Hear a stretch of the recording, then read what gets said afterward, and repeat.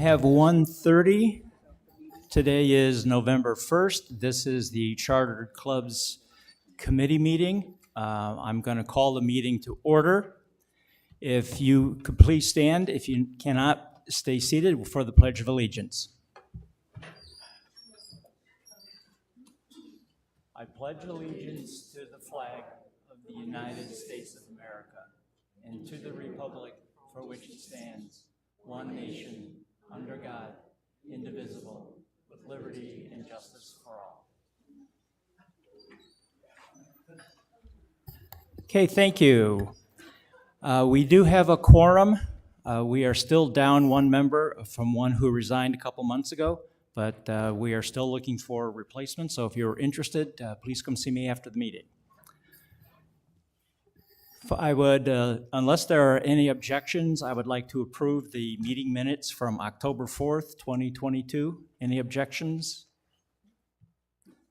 None, so they will be approved. Casey, can you give us a Chartered Clubs update, please? Sure. I don't have too much, just want to kind of go over Club Expos. We have 2 left. We have one tomorrow at Beardsley, November 2nd, and one next week, November 9, here at R.H. Johnson. Christy has been working diligently with all the clubs on this. Again, when it's all done, I think we can sit around and figure out what we want to do for the future. Then the president's meeting, I talked about this last time. I'm just really trying to make sure everybody is getting this information. So this month I'll be sending out the details to all the Chartered Club officers. Oh, one more. Theater West was approved for their 501c3, so congratulations to them. Good deal. Okay, thank you, Casey. On to new business. Number 4.01, a Quickbooks support offer. I received an offer from Beverly Davis, who is a certified QuickBooks Pro advisor. She is a resident here of Sun City West, and she's offered to, and I want to quote her, to answer questions about bookkeeping and about QuickBooks software and to help solve problems in those 2 areas. She is not qualified to offer tax advice, and she's not offering to do the actual bookkeeping for any of the clubs. She's just offering to consult with the clubs as to who might need a little coaching or guidance with their QuickBooks software or have general bookkeeping questions. So she's willing to do this at no charge as a way to help those clubs with QuickBooks. So the question I have is for this committee is this something that we should bring to the attention of the clubs? This is an offer that she has made out of the goodness of her heart. I don't want her to become overwhelmed and have people expect her she's going to, solve all of the club issues, financial issues. But is this something with the appropriate caveats we should bring to notify the clubs about? Sure. I don't see why not. Any questions? Yeah, Judy. There's several clubs that collect money every time they get together, and I don't know what they use for their software, so it might be great to let them know about this in case it would be an option for them. Any other comments? Is this a good idea, bad idea? Good idea? Okay, good. So I will go ahead and get in contact with Beverly and let her know that we'll move forward. So thank you for that.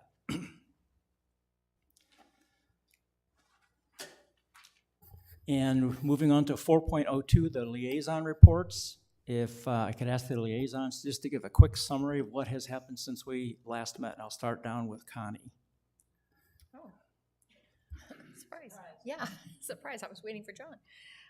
Okay, so I have pretty much been working on the subcommittee this month for the tournaments and the leagues, so that's where the majority of my time has gone.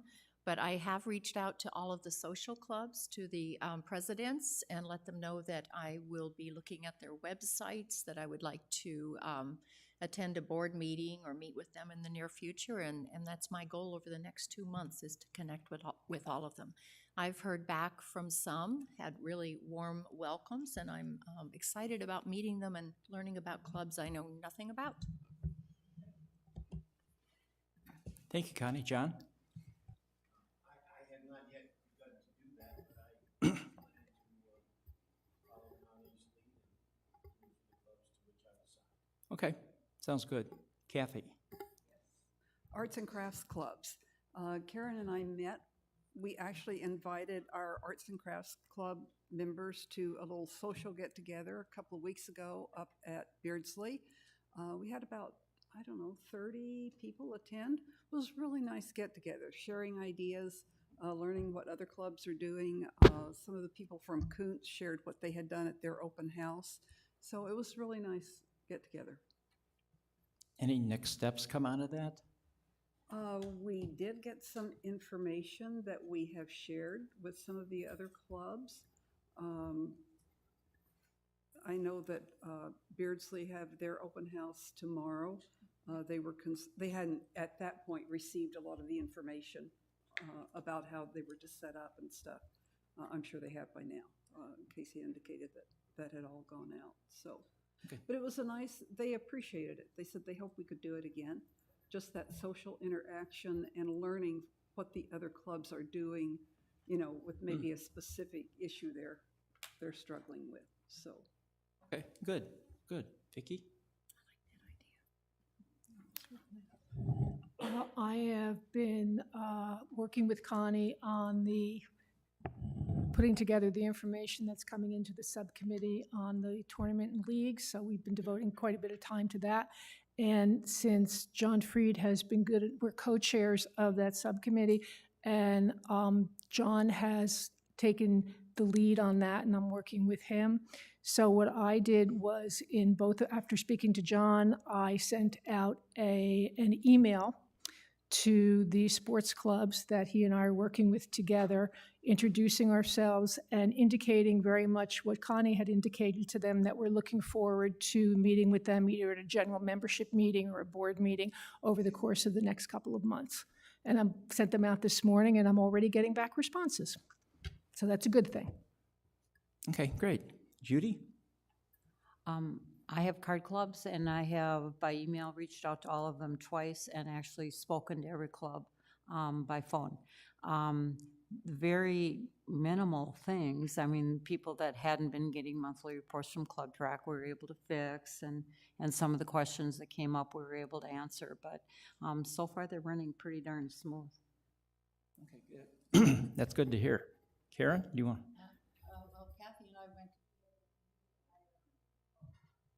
Kathy and I were together at the meetings, but when we get to item 406, something that came up at that particular meeting is what brought this item up. So, Okay, great. Carol?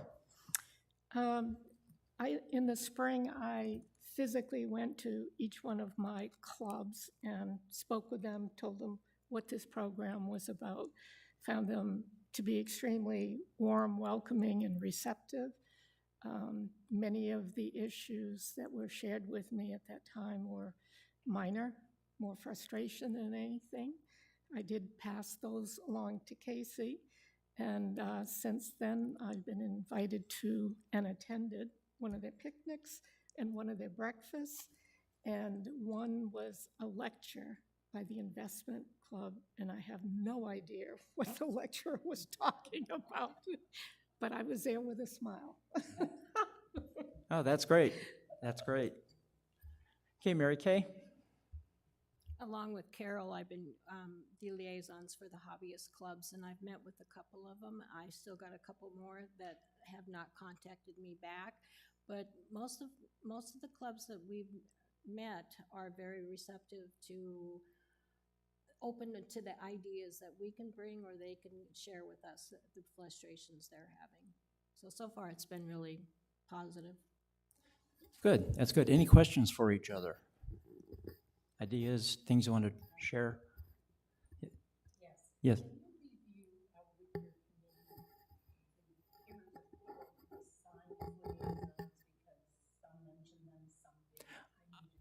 I will send you that list. Okay. Thank you. Good job. Next, we have Carl's presentation, I believe, I'm sorry, I skipped over Casey. I believe you got Chartered Club of the Month update. Sorry about that.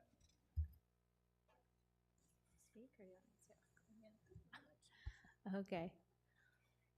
Go ahead. Mary Kay was assigned to work with me on this, and I think last time we all came up with the concept of having featured charter clubs of the month. So instead of one, it'll be multiple. We came up with some ideas. 3 club members from different categories will be selected by the committee each month. Needless to say, we don't have anything for this month. Committee member Mary Kay Vidal, right next to me, will head the 2022-23 featured clubs. She will send out the reminders for each month to all liaisons. Each committee member needs to send their nominations by the 15th of each month to Mary Kay. She'll compile the nominees to send to the committee for voting. Within 3 days of the 15th, committee members are to email their votes to Mary Kay. So it's more complicated for her than anybody, so, and she knows what she's doing. Then she will send all the results to me, which I will have a presentation for the Charter Club Committee itself, along with a certificate.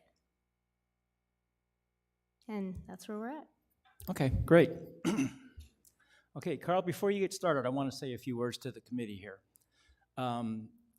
This committee must present a recommendation to the governing board on capital projects by December 1st, 2022. Since our next meeting is December 6th, we must reach a consensus today on which capital projects we are going to recommend to go forward and which ones we are not going to recommend to go forward. So our decisions should be reached based on the merit of the requests, and we also have to keep in mind that we're not looking at just the club capital requests, we're looking at all of the requests, including the repair and replace requests as well. Obviously, the ones that we're most interested in are the club-related ones, but we are to look at all of them. We're also charged, our responsibility as a committee is to look at the wants versus the needs. The Properties Committee will look at the facilities aspect of any requests, and of course, Budget and Finance will look at any financial aspect. So we're looking at wants and needs. And as a reminder from last month, a need is something that is necessary to exist and function, whereas a want is something that can improve the quality of the experience of those using the asset. And an easy reminder, as I was educated, is that Johnny wants a bicycle, but he needs new shoes. Or if you want to put it in medical terms, it's a surgery that's necessary for living versus an elective surgery.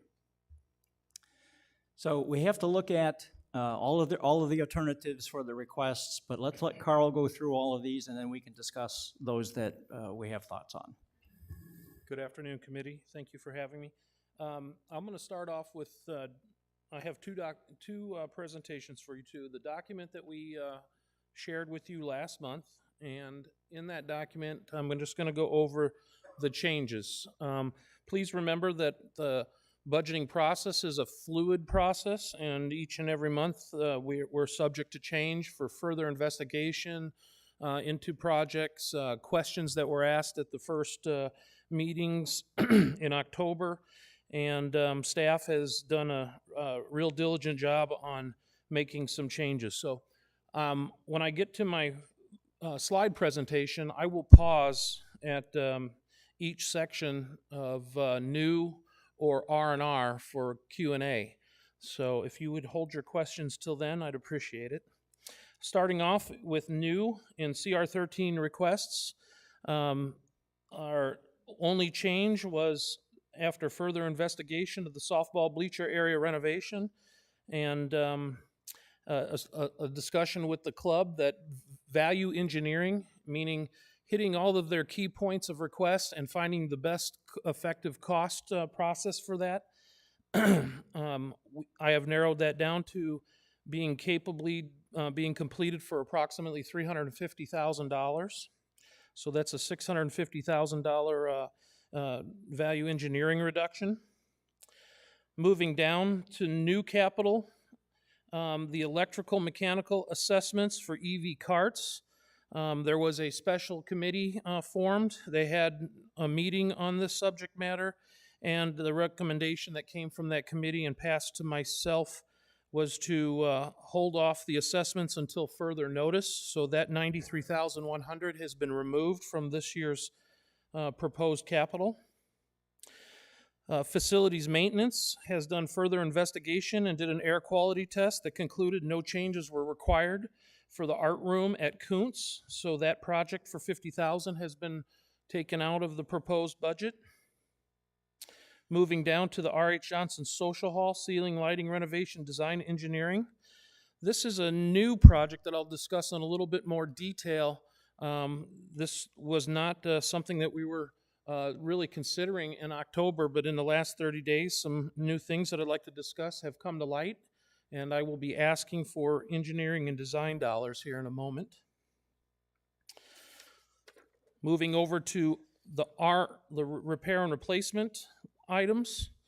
Softball field outfield fence replacement. After collecting two major vendors' fencing bids, the current costs have increased by $50,851. Moving over to R.H. Johnson Bocce Courts flooring replacement. I received also two major competitive bids for replacing the AstroTurf or the artificial turf at Bocce, and to my surprise, those bids came in at approximately $240,000 and $197,600. And I gotta say, that really caught me and threw me for a loop. So after a little further investigation, 3 or 4 of those courts were added during the pool construction, and that value was the only amount that was actually placed in the reserve R&R list years ago. So now that we have actual facts on the square footage, I'll talk about that in a little bit more detail, but that does have a $146,254 increase. The pool heater replacement, receiving updated vendor estimates, it went from $48,000 to $77,000, so a $28,416 increase. The Kuntz Craft Rooms 3, 4, and 5 chair replacement. Facilities maintenance has done some further investigation and believe they have a solution for making them, the mobility of those chairs much better. They would like this project held off till they make their final evaluations and determine in a future date if the chairs need replacement or not. But they want to give it a shot and trying to make them more mobile. So that $51,000 is being removed from the budget request. R&R golf related. The CFO and Todd Patty have done a yeoman's job at reviewing all of their equipment. They've been quite busy over the last couple months with overseeding. So after having a little bit of reprieve and to really dial down into their numbers, you'll see that the inventory reduction evaluation for golf equipment has produced a $310,966 reduction in the budget. Golf maintenance has brought forward that the lakes at Stardust number 14 shoreline repair needs to be included in the budget, so this has been added, $231,855. Also, Echo Mesa irrigation system design work. We did a similar staged introduction into the budget for Grandview. This is to get a jump on the design work for the irrigation system at Echo Mesa in the future years for their irrigation replacement. So $206,000 has been added. Same team, CFO and Todd Patty, have done an inventory reduction for golf maintenance vehicles, and you'll see that that has decreased by $107,572. Grandview cart path slurry seal. Vendor bids have reflected that the price has gone up $20,119, so the new cost is $87,550. Echo Mesa Golf Course lake irrigation number 1 and 8 is being deleted per Todd Patty, so that's a reduction of $6,956 from the budget, and no changes are being made to the allowance category. So that is the document from last month, continued into this month with your changes. And now I would like to review everything by a PowerPoint slide.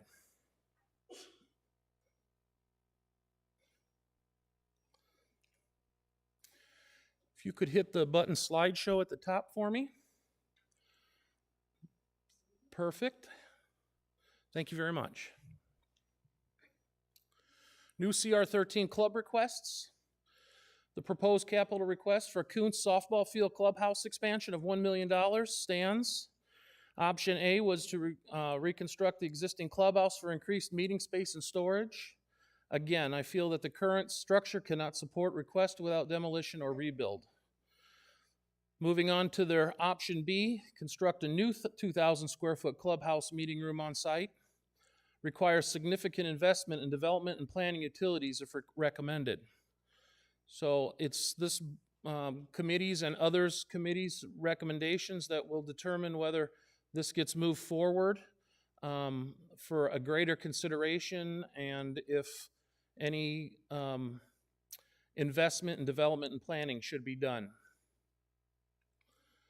Moving on to the Kuntz softball field bleacher area renovation. I mentioned earlier that I have done a solid investigation on this, and in lieu of the original plans that were done in 2016 and discussions with the club, they'd be more than happy to have a value engineered version of their original request of the plans below.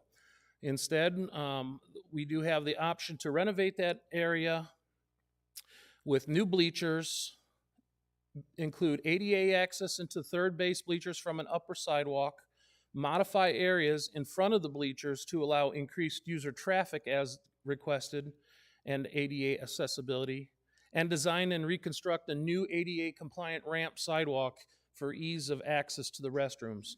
I have personally spent a lot of time at this area and believe that those opportunities exist and can be done for approximately $350,000.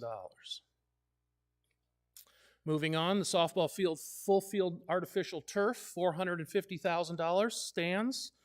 Replace the entire outfield grass with artificial turf. This would allow one additional day per week for scheduling play. Replaces yearly irrigation cost, the environmental services field maintenance, and seasonal overseeding expenses, which total approximately $25,000 per year. It was asked earlier, what are the efficiencies or savings that would come from this project? And all of those have been included and listed. But you will notice that staff is not estimated in that yearly cost savings. If staff was not needed for this artificial turf, that staff would just be delegated to their other duties in other locations. So there is no dedicated staff just for the softball field. Todd Patty's crew would just have a better opportunity to do their work in other places. So that is not factored in here.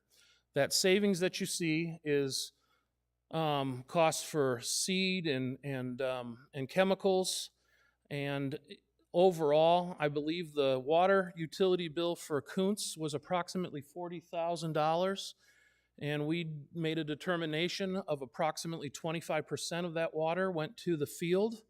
So that is where that factor comes. Seed, fertilizers, and water use. Currently, the artificial turf exists in the infield and at the warning track. This would fill in the gap in between that is currently green grass. It requires a club maintenance program that already exists today, but a larger maintenance piece of equipment would be needed per the club request. 8-year limited warranty on AstroTurf, and the expected useful life is 12 years. And finally, in the CR13 request, we have the Kuntz softball field batting cages, $55,600. This requires a plan and site development, typical to any project, pad construction and some utilities to run the equipment, purchase of the club recommended manufacturer's batting cage system and other components, and the club would be responsible to maintain the batting cage operational system. Bill Schwinn made a point earlier in today's budget and finance meeting that the picture that I have representative here, I literally just took off of the internet as an example of batting cages. It is possible that the batting cage that we could provide for $55,600 would need to be engineered a little bit different to create a little taller batting cage environment. So don't get hung up on my photos, please. But overall, it's very similar. It just might need to be taller with a different setup with the netting. Any questions on the CR13 requests under the new?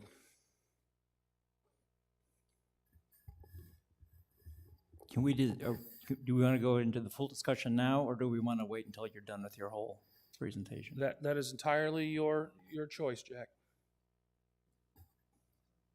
Let's do it now. Okay, so who has questions? Go ahead, Judy. Is there room for those batting cages? Yes, there is. Okay. And they would be located currently behind the outfield fence by an, in the near location where they already have a storage unit. And that would preserve the walking path out there? It wouldn't affect it at all. Okay. I have a question.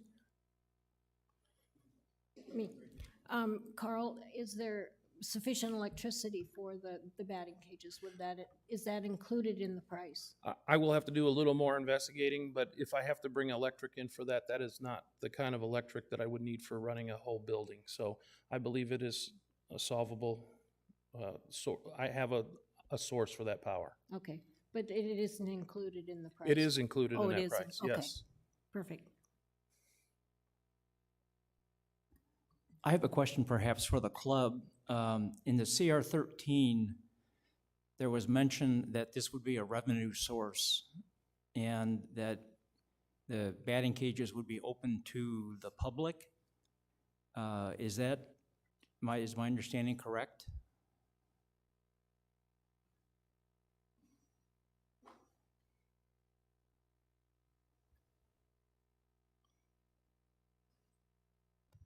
That's correct. The income that we would receive is based on a couple other locations that have batting cages, which are the users pay about $1.25 for 15 balls for a rotation. Now, if it was not going to be open to the public, that would be the rec center, Sun City West, that could say whether it's going to be open or not going to be open. I'm not sure I follow who would make that decision. You asked if it would be open to the public.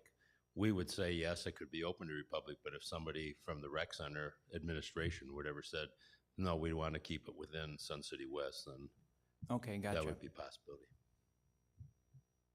So if it were open to the public, how would you monitor usage? Because this is a Sun City West funded They would asset. They would purchase like a credit card, or there could be tokens that they would purchase, and that's how they would operate the batting cage. So, but if Sun City West, if the association is going to pay for this, why would we allow it to be open to the public? Again, that's a decision for the administration for Sun City West. So then if the association pays for it, why would we allow the revenue to go to the club? The revenue would probably be going to the recreation center of Sun City West, since they're paying for it. Okay, is Pete here? Oh, there you are. Do we have a way to gather that revenue?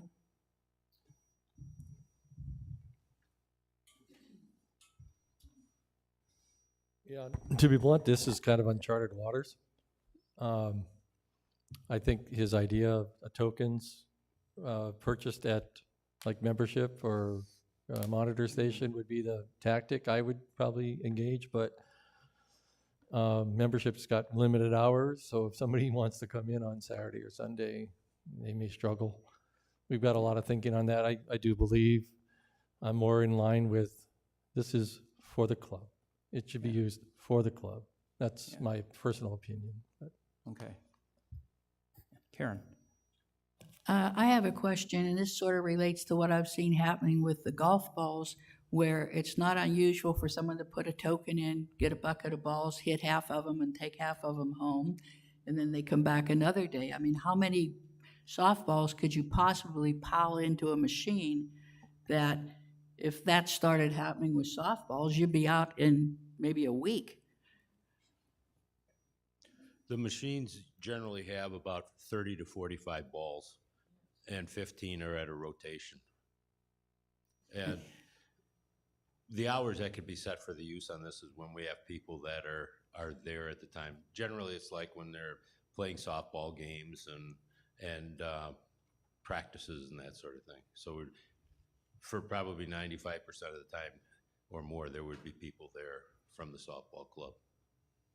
So in terms of a need versus a want, do the batting cages, are they necessary for the existence of the club? As I explained in the presentation, this year alone, we've had between Sun City and Sun City West, we've had about 70 new members that have joined the clubs. And it gives them an opportunity to improve their batting skills. And many people haven't played softball for 35 years in some cases. So it's an opportunity that they can hit a moving ball without having to drive over to D-Bats or Victory Lanes and other locations. So I'm going to ask the question, the big elephant in the room. The Sun City West Softball Club has 311 members. The Sun City Club has 221 members. That's 523 total people who could be using it, 42% of whom do not live here and contribute nothing toward this. How do I respond to that to all these other clubs? Sun City themselves are going through about $1 million remodeling program over there, and then in their program, they're including the batting cages there as well. So it's not like everybody from Sun City is going to be using the cages here. It's not like everybody from Sun City West is going to use the cages over there. So you're saying that the cages would only be used half the time here?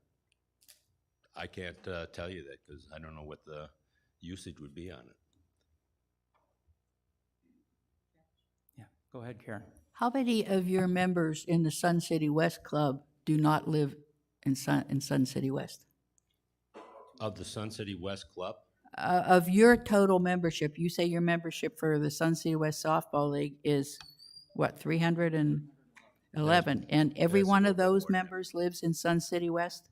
Any members of the Sun City West Softball Club must have a rec card. From Sun City West? Yes, correct. Is it my understanding that the current setup for the bleachers is not ADA conforming? That is not true. They are ADA conforming. They're just old. They do have, to the club's point, some, rough edges. They are of a design that is a little bit on the tight side, a little bit contributed to whoever put the green chairs on there in the first place. And then, but the overall design in that area is tight, and it's a solvable issue. But no, we do not have any current safety issues, and we are ADA legal compliant. Thank you.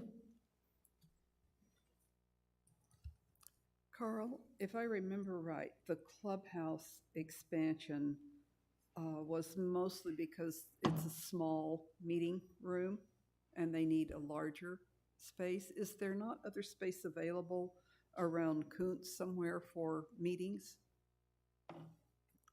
That I can't answer from.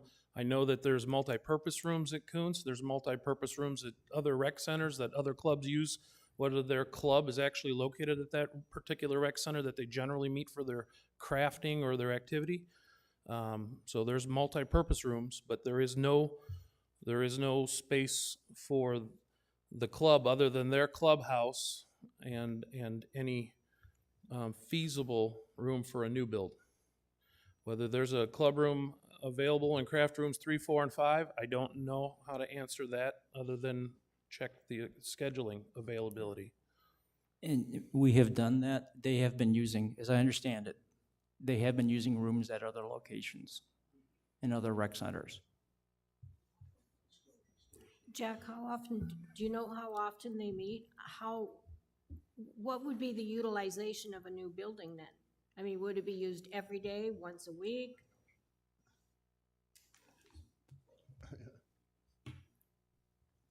We meet once a month with for our meetings. The biggest issue with this request is we're out of storage. And Right now, we have to purchase, Matt, how many balls we've purchased?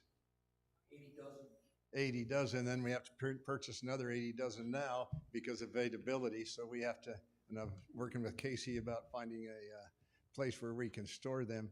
But, and then our uniforms and everything were really tight at the top floor. But anyway, Jack, that was the reason for us requesting this, was to have a meeting place we do a lot of stuff, drafts and things like that we have to go to other places to go. And we draft every spring and 5 times a year where we have to draft and have rooms to do that. And this would accommodate that. And so that's why we put this request in. Okay, but you've been doing it in other places in lieu of having that space? Yes, sir. Okay. We reserve through Jan rooms, and we do that. Casey reminds me, or Dorothy, every year to get our times in. Because if you miss that, you don't get them. Right, Casey? I want to make sure I have the batting cages straight. I can certainly see the need, but am I understanding this would be our only batting cage? Yes, right now, Okay. You didn't explain that. Right now, we have a tee there out, and it's got a screen on it, and that's our only practice that we have there when things are happening on the field, when we can't be there to practice. Yes. And does Sun City have one at this time? No. Theirs is in the planning. They have a tee like we do. Has theirs been approved? Do we know? I don't know that. Okay. Okay. Thank you.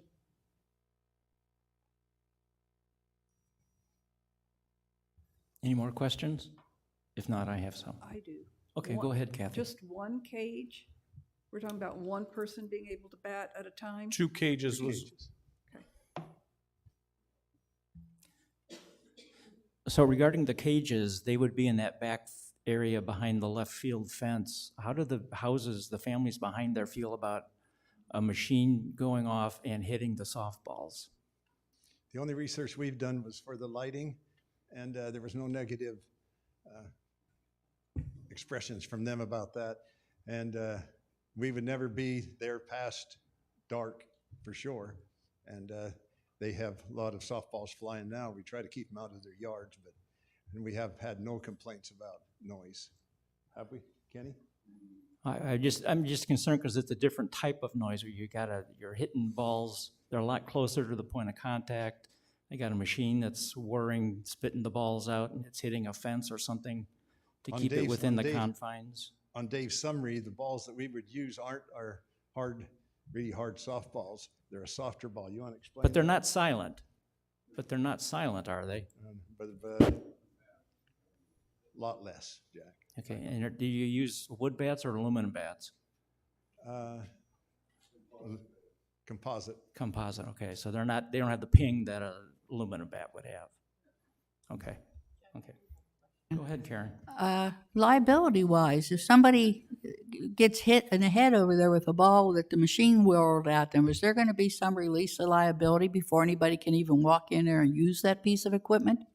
We have liability forms that all our players sign, and that may be an issue, Karen, that we'd have to address. For the Sun City ones, you might not have a liability with them. They have a liability form that they sign to Okay. reciprocal play with us. Okay. It's not fast.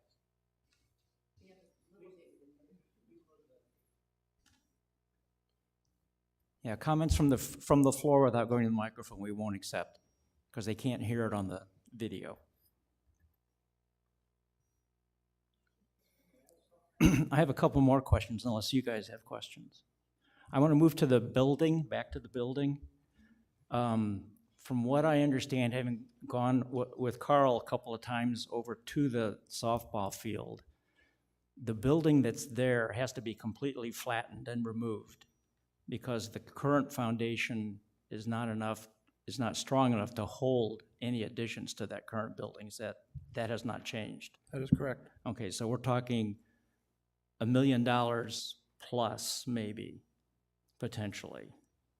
So to me, that's a non-starter.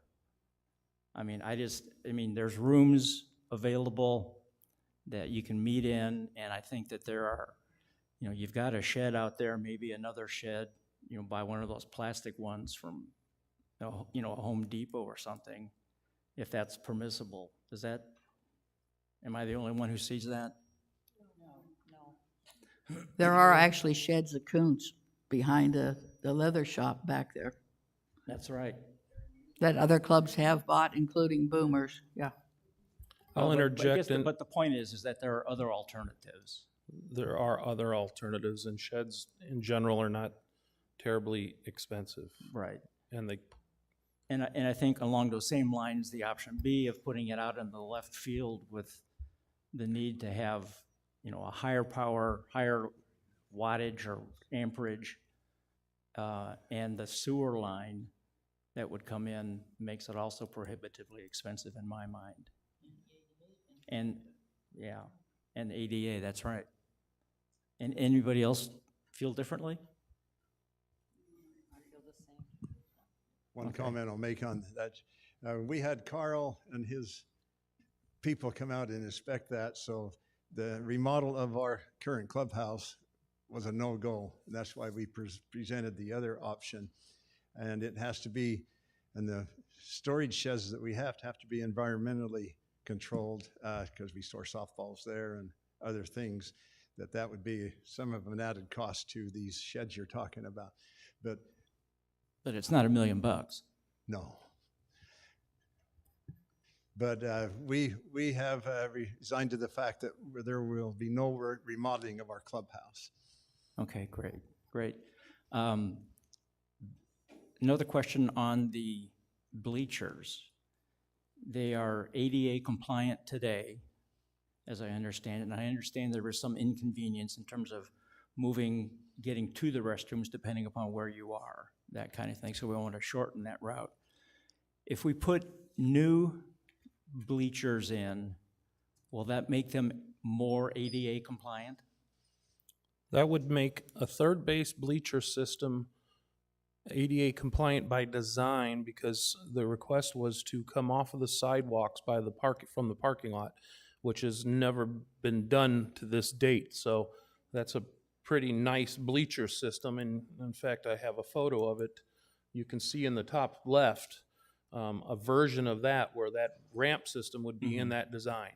Now, on the third base line, it would be a typical or new version of bleachers that would just get pushed back further so that it opened up a more ADA accessible frontage. So the front row bleacher would be for ADA For wheelchair users? Yes, that that's kind of right. thing. Okay, okay.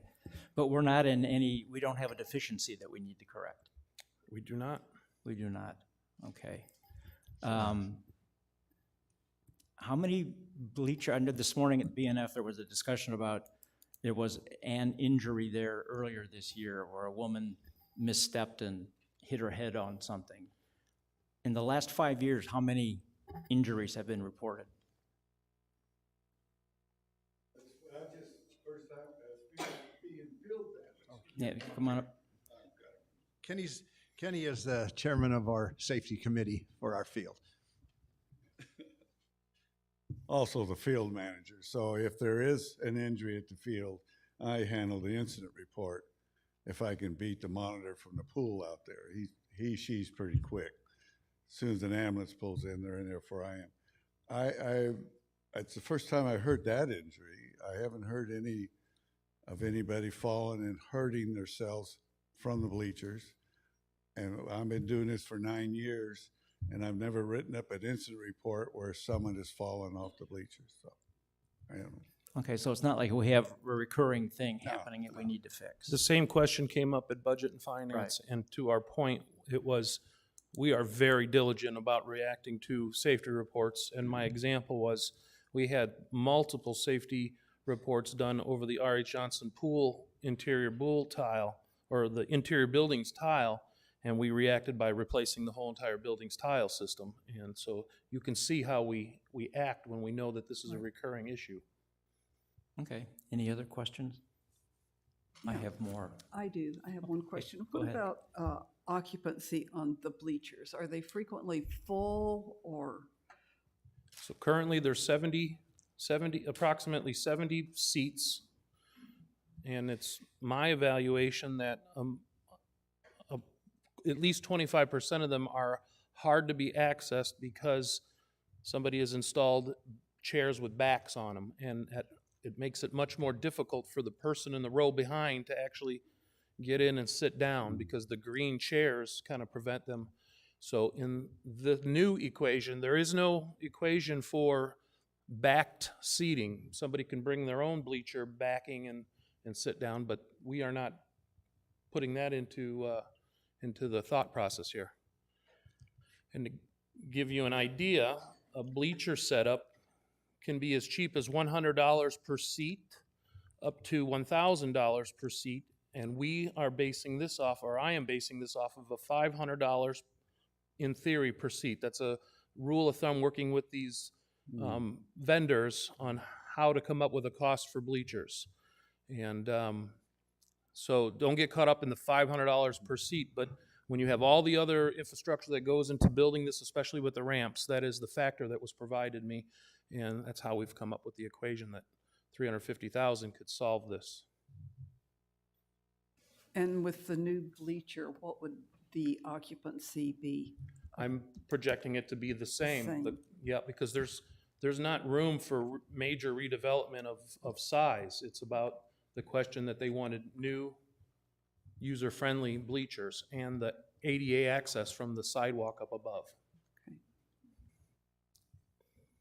Carl, are these bleachers going to have the canopies on them, over them, like they do currently? There's no factor for replacing or removing any of the canopies. The canopies, as they sit, are the same place the new bleachers would go if approved. So the canopies would remain, is what you're saying? Yeah. Oh, okay. Okay, so Yeah. the bleachers will be The just third on- baseline is subject to change because of how a final design of that bleacher with ramp system would be. Mhm. But a shade canopy is insignificant in the big picture of cost. So if Okay. I had to replace that, I would. It's 4 posts of steel and a new piece of fabric. So, that would anywhere like $10,000 to $12,000. So Yeah. I would assume that is a cost of doing the project. Because that's, I think, rather important to have the shade. Oh yeah, no, that not being removed. Good. More questions?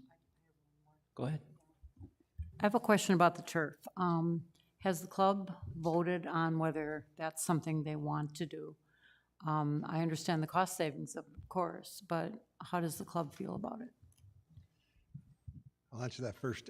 Yes, we voted on it. We approved the CR13 coming forward for that, and the big reason for that is there's some concern about heat, but I have talked with Las Vegas. All their fields are going to a new artificial turf because they just don't have any water, let alone how they put it. And they're really okay with that, so I'm okay with that too. We did vote on it to push the CR13 forward. One more thing on the bleachers. I have a structural experience with testing things, and so I pushed forward with our committee, with Kenny and a couple of our board members, that they and Matt was part of that too. But anyway, we investigated because I have a concern for structural integrity of it because they're 25 years old, and they looked at it pretty close, but as close as you can look at it, is a bolt wearing out or is this happening? And so that was a concern that I passed on to Carl, and he looked at that pretty close too, and he can talk about that. I disagree with that statement entirely. I was never discussed with me about structural integrity of the steps. I'm sorry, Craig, but oh, well, who came? Someone came down there. No, I'm sorry. I'm I sorry if have I no- threw him under the bus. I'm sorry, but we looked at the integrity of it, and our evaluation was that the bolts are looking okay, but I will ask Carl to take a look at it because I thought we already did that, but maybe it didn't. I will pass that comment on to facilities maintenance, Russ Boston. So I recall somebody mentioning that the average life of that turf is 12 years. Is that what you said? that's a fair. A fair estimate? And the turf that's already down, the artificial turf, how long has that been down? 3 years. 3 years. So, okay. And it's still in real good shape? Yep, and that brings up another point. Our club initially put it in for $150,000. We paid for it. We paid for the replacement at $170,000, and we did the artificial turf around the grass, and it ended up, what, 220 total? 220,000 that our club paid for. Yeah. No, what I was getting at, if it was 10 years old, would you be better off to really look at the big picture? Because I didn't know how long it had been down. Okay. But with that, if, the first one we had done, we didn't do a really good job of maintaining it and doing yearly maintenance on it. But with Russ and our field manager and the rec board pays half of it, and we pay half of it, and we do it at least twice a year. And that is occurring. Mm-hmm. Okay. Mary Kay? In regard to the artificial turf, what is the heat radiation from that in the summertime compared to grass? Is it hotter? Are you going to have a problem with heat stroke on your players playing in the summer? Well, there's always that problem, but our summer commissioner, if you will, his guidance to his coaches and to the umpires is if it gets too hot, stop, because there's no trophy to be had, but if it gets too hot. Talking with the guy in Las Vegas, he said that there's no difference between the artificial turf they're putting in now. It's a new design it's got new stuff in it. I didn't get all the particulars, but he said there's no difference between the grass and the artificial turf that they're using in Las Vegas. Okay, so it's different than what's in the infield right now, because I know that gets very hot. It does. It can get up to 100. Well, we've made some tests on it. It gets pretty hot. Yeah. But as long as their shoes don't melt and they don't want to quit, I guess. But that's why I don't play softball. Any other questions? I have a question. So the outfield, or the artificial turf, we're saying is a 12-year expected life. And presumably with the $25K that we would not spend for watering, seeding, and all of that, would save $25K per year over that same 12-year period. Is that fair? Okay. If I multiply 12 times 25K, that comes to $300K. I'm going to save $300,000. But I'm going to pay $450 to save $300,000. Why would I do that? Water. That's included in the 25K.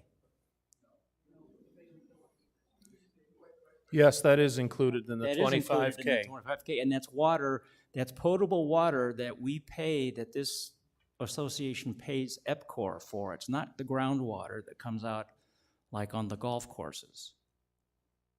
So that's a hard dollar figure. Why would I do that? Jack, let me give you some information. When the original turf that we put in, we paid $150, and that was just for the infield, and they had to excavate 4 to 6 inches and then put drainage in there. When we replaced that infield 3 years ago, they only charged us $105,000 for the infield, and then there was $70,000 going around the foul line and the warning track, because then they had to excavate again. So if you replace, so he says a price of $450, that would be the excavation that goes 12 years from now, and hopefully you can get more out of it if you do the maintenance right, which helps out a lot. Well, then it's not going to cost you $450 again. It's going to cost you less than that because you're just buying the turf. You're not buying the under layer that has been created when they put the original turf in. So it won't be $450. I understand that, but right now you're asking this association to spend $450,000 to save $300,000. And I didn't even mention the cost of replacing the turf in 12 years. Yeah. Well, So it's actually more than that. Now, another thing, let me ask you, have you looked at other types of grasses? Turfs or? No, have you looked at other types of grasses that are No. as an alternative No, to artificial turf? no. As was mentioned this morning at the B&F meeting, Pete brought up the fact that Todd Patty has found a strain of grass that is more, requires less water, requires less overseeding, and he's running some test patches now. You know, is that something that we should be holding off on, find out how that's gonna come out before we jump into this? I'm going to To agree with spend- you. spend You a should. lot of money. You should, because that 450 is a lot. That's a lot of money. And I'd hate to see that grass go, tell you the truth, because Todd does such a great work. We get so many compliments on our field, being on Norris Johnson Boulevard with people driving by and look at that. They just drool when they go by.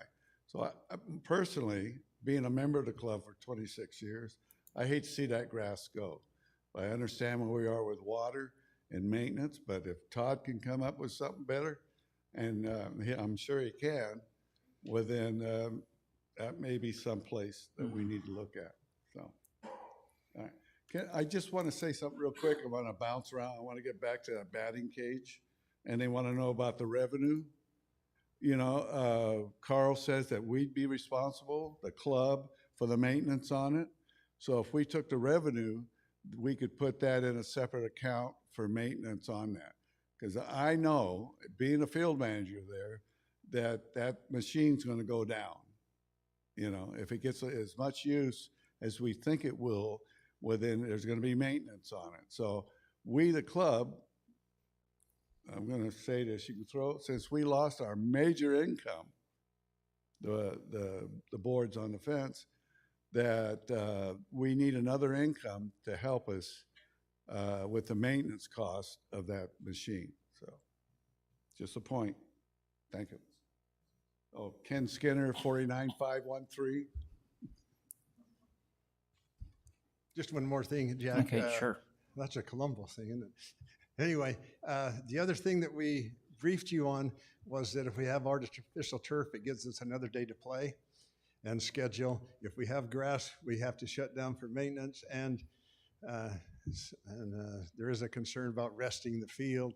And when we reseed in September, we have to shut down for a month, and that takes away from that part of the scheduling of the field. With that, from my experience, clear back to Mike and with Mr. Schwind, we've been looking for another field just for those reasons.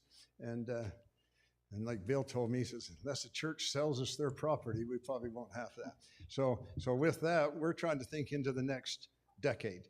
I mean, when our numbers go up to 400 and other communities, when with the reciprocal with, as theirs goes up, as the communities get younger and better health, it's going to be a problem that we have to deal with.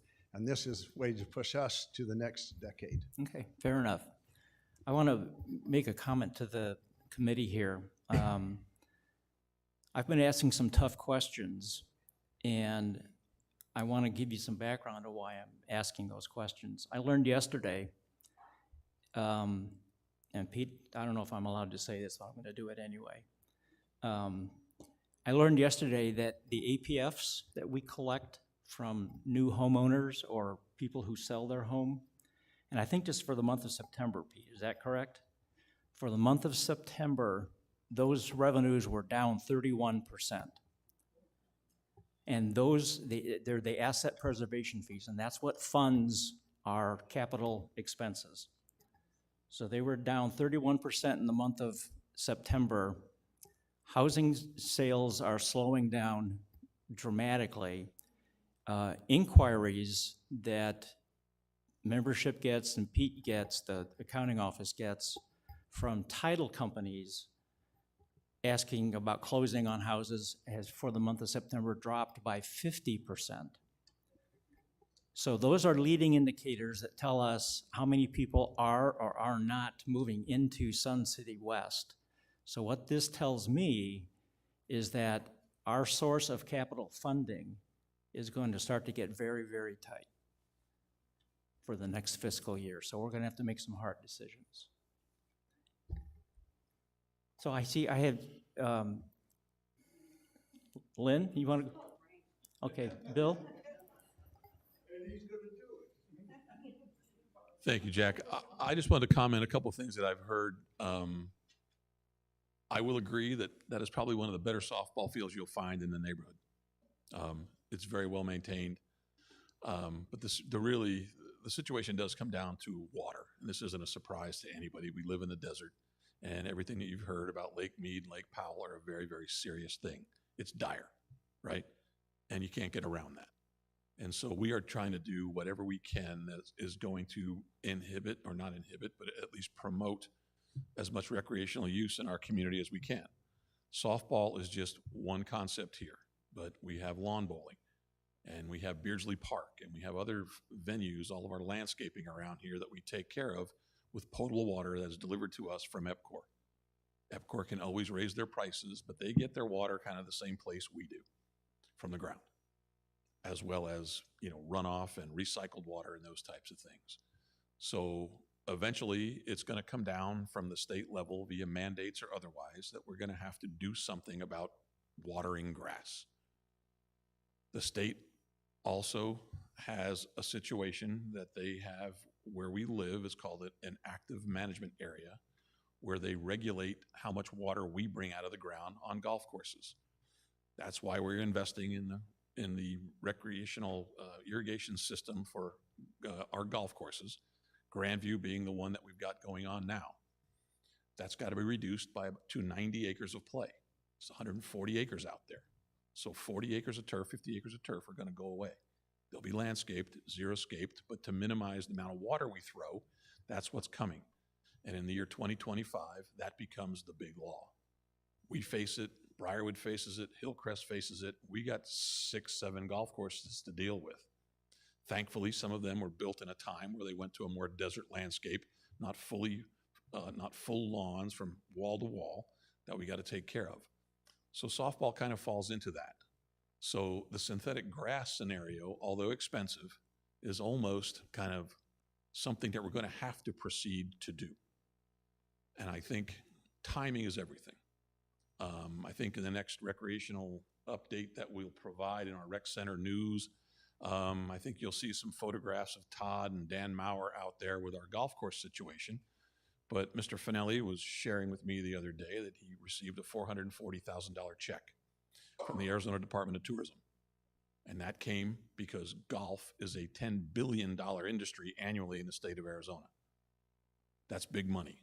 Lots of jobs related to golf. I wish we had more employees. We can't seem to find them right now, but we'd love to hire them.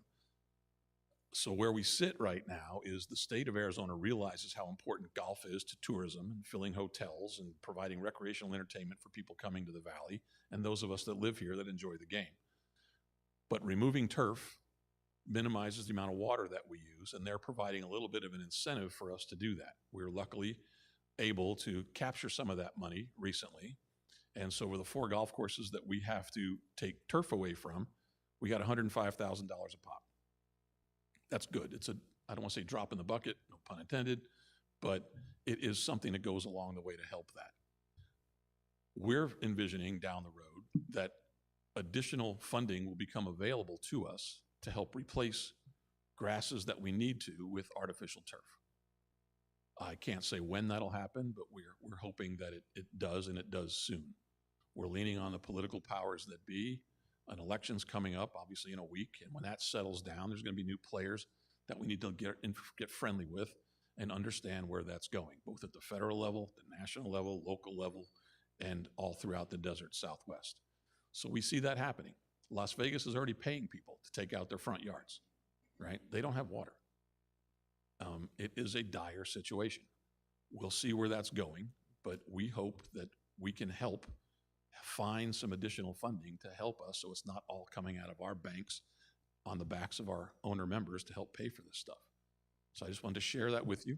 If you have any more questions, be glad to ask, but we hope to be giving quarterly updates on the water situation, and as we put together our master plan, water conservation is probably the top of the list. So just so you know that, thank you very much. Okay. Thanks, Bill. Lynn, you've been very patient. Thank you. 129120, Lynn Killis. I'd like to speak to all three topics, the seating at the golf court, or excuse me, softball fields, and the field themselves, and the cages. I don't remember if it was the governing board meeting or finance meeting that I was at where you fellows were at previously last month and talked about the batting cages. I was told that they would be available for use for everybody in Sun City West. So I'm standing here today kind of asking you, what's true? Is this going out to Sun City? Is this going out to everybody? Is this just for you guys? Somebody's got to make a plan there. All of us are putting money into this field, and you're the only people who get to use it. I can't bring my 15-year-old grandson in and say, hey, let's go hit some balls and take him out to your field and use it. Thank you. So if you could maybe clarify a little bit of that, I'd be grateful. When it comes to the field itself, I have to agree. I'm not one to really want to spend money. I don't like going in the negative, and I applaud you, Jack, for pointing that out because we don't do enough of that here. However, the water conservation is a big problem. And if they do end up putting in these batting cages, how much revenue is that going to bring in? Is that going to be able to offset some of this extra for the field, or is that just going to be minimal amount to take care of the cages? Another question that I'd like you guys to field, if you would. And the third part was the building. I appreciate that it would be really nice to have your building and be able to have your meetings and all of your folks there. However, every other club within Sun City West that I know of has to get a meeting room to have their membership meetings. I don't know why that would be any different for you. That's all. Carl? I'd like to just say that I don't think anybody's quite ready or prepared to talk about the operational part of batting cages. So the point's been brought up a few times, and I really appreciate that. Remember that today's discussion this is the initial proposed budget to be handed to the general manager. After this month, December, January, and February, this budget still goes through its review cycle, especially items over $50,000. So we can find out a better operational plan and discuss it with the club if this were to get a recommendation. May I make one more comment? No, I forgot what it was. I had commented on 3 things, and then I commented on the building, and I can't recall now what it was going to be. Bleachers was the only thing you missed. Bleachers, that was the one I missed. Thank you. I don't know if all of you have been over to the softball field and tried to sit in the bleachers and the chairs that are there. The chairs are not accommodating. As Carl was saying, the little green chairs or whatever that are bolted onto the bleachers, some of them are broken, so you swing back and forth. Some are snapped off. And it's really difficult to watch people with a cane or just a hard time walking to get up in there. They can't. Those things are just about useless. Unless you get the front row, they're just about garbage. And my understanding is you're not even considering that. Is that true? Are those being replaced? This wasn't the discussion, meaning the request for new bleachers was just that, new bleachers. So the chairs, if we have a today issue of the fact that we have the field manager and then we're hearing it as staff, we can investigate the chairs and see if there's repairs or removal that needs to be done, but I'm not aware of any right now. Yeah, again, that's up to the softball guys. I can understand you want to have nice bleachers on the, first baseline, third baseline, but those behind the grandstand are really a mess, and those are the ones that are covered. Those are the ones that most people gather under. Just a thought. Thank you. Okay, any more questions from the committee? Okay, that takes care of club new capital requests. Carl, let's go to the next one. Very good. We have the proposed Beardsley Arts and Crafts shade structure and concrete. So In the rear of the Arts and Crafts building, you have a courtyard. It's adjacent to the garden club. A planter box used to exist in the center of that courtyard. A tree fell and damaged it, and it was removed. And today we are just maintaining it as a closed dirt hole, if you will.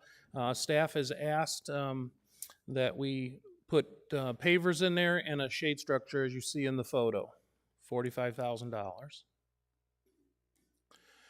Desert Trails Pro Shop, storage area roof structure, and patio shade structure. These are two separate projects. You'll see in the upper photo, some of our pro shops have masonry enclosures. At some point, they were all open air. Only a couple are not. Otherwise, areas like Pebblebrook, their enclosed area is got a roof over it. Deer Valley does, Grandview, Echo Mesa. So in the continuation of that program, for materials that could be stored outside, a nice metal structure over the top would allow a larger amount of equipment and stuff to be placed outside and not damaged by the sun. The Golf Ops has also asked for a patio canopy to be extended off the existing patio. You'll see in the bottom right-hand corner, that is the exact concept that was done and completed at Deer Valley, and that is what is being asked. Here's a little levity today's meeting. R.H. Johnson needs a new pickup truck for the staff here. Doesn't really look like that one, but our supervisor and facility leads here, due to redistribution of vehicles, needs a vehicle to conduct their daily business. That's not allowed on a golf course. No, not that one. This project here is something I'm introducing for the very first time. Again, as I mentioned, budgets are fluid, so as items come up, they can be introduced. We have plenty of time to have further discussion. But today I'm asking for design and engineering dollars to do an evaluation of the social hall ceiling. Currently, in the FY 22-23 budget, I have a lighting project. I'm converting all these rooms' lighting to LED fixtures. This conversation started with the social hall in hoping that the lighting would get converted and that they would go to a dimmable feature for better light control for events. After further investigation, that is not possible due to the existing fixtures that are there. So we are also in a place where facilities maintenance over the years has maintained that ceiling, the ceiling tiles, and they don't exist anymore. We have run out of tiles. We have a handful left based on peeling some back from the hallways and saving them and going to drywall. So I'm asking for, like I said, design and engineering dollars so that in the following budget, 24-25, I have the information needed to put into the budget for a new ceiling. And that would be a new, taller ceiling, removing the entire old ceiling, soundproof paneling, and very similar to what was done inside the Lizard Acres with a higher level of sound absorption applied to the engineering. Sports Pavilion Lizard Acres sound system. Currently no sound system exists in the Lizard Acres pub. You'll also see later in the presentation that there's a repair and replacement for an upgraded sound system in the Sports Pavilion overall. These two go hand in hand, but the Lizard Acres had to be listed as new because no sound system exists in there currently. R.H. Johnson Maintenance Yard Storage Container. Simply in the bottom right corner, we would like a new storage container for equipment, grills, golf cart, if needed to be stored in order to protect the equipment that we own. That would be it for new. If we have any questions. Yeah, any questions about new capital projects? Kathy? What's the capacity of the social hall? Ooh, I'm sorry, I don't have that information right now.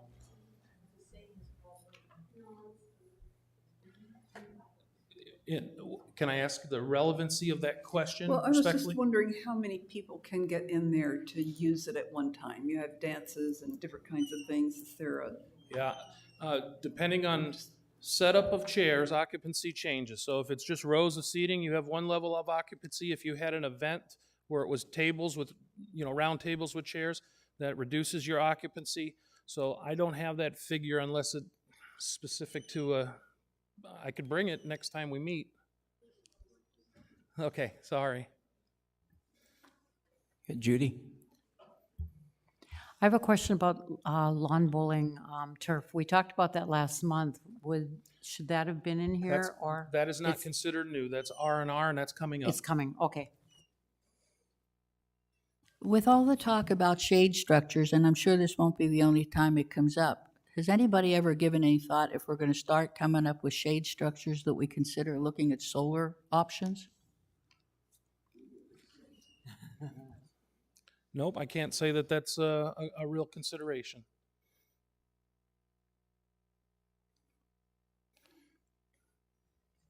You could make that recommendation to your governing board, and they could share that with staff, but it's not something that's ever been asked of myself or other members. On a larger degree, we've investigated, like Sun City has their full parking lot, like other grocery stores, and the possibility to do that is virtually nil because we have policies that we don't go into leases, and without a lease, you don't get rebate dollars, so there is no advantage to the community and membership in that.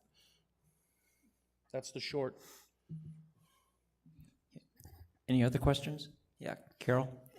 What is the intended purpose of the shade structure for the Arts and Crafts Club?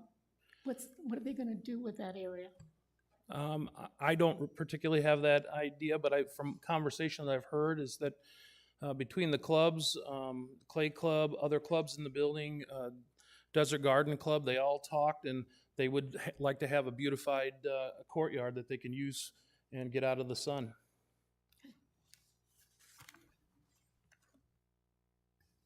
Any other questions on that?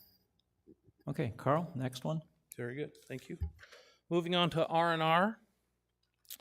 Our first one is the R.A. Johnson parking lot, mill and replacement, $978,500. Nothing's changed here. Little information, it's a 300,000 square foot parking lot. And in the anticipated costs, I have incorporated the soil stabilization for the entire lot. So I just completed lot 2, which is the library all the way to ARC, and it went successfully. However, we did have to stabilize 100% of the soils for that project, and thank goodness that we had the contingency in for that. But above and beyond, we still had to go to the governing board and ask for an additional $70,000 in effects and findings. So we are anticipating that this parking lot probably has the same problems underneath and will need to be stabilized. Kuntz softball field outfield fence replacement. Last month I mentioned that if any recommendation for the outfield turf or infield turf get done, that the timing for this project should happen at the same time. This is an R&R project as opposed to the new recommendations the club has brought forward.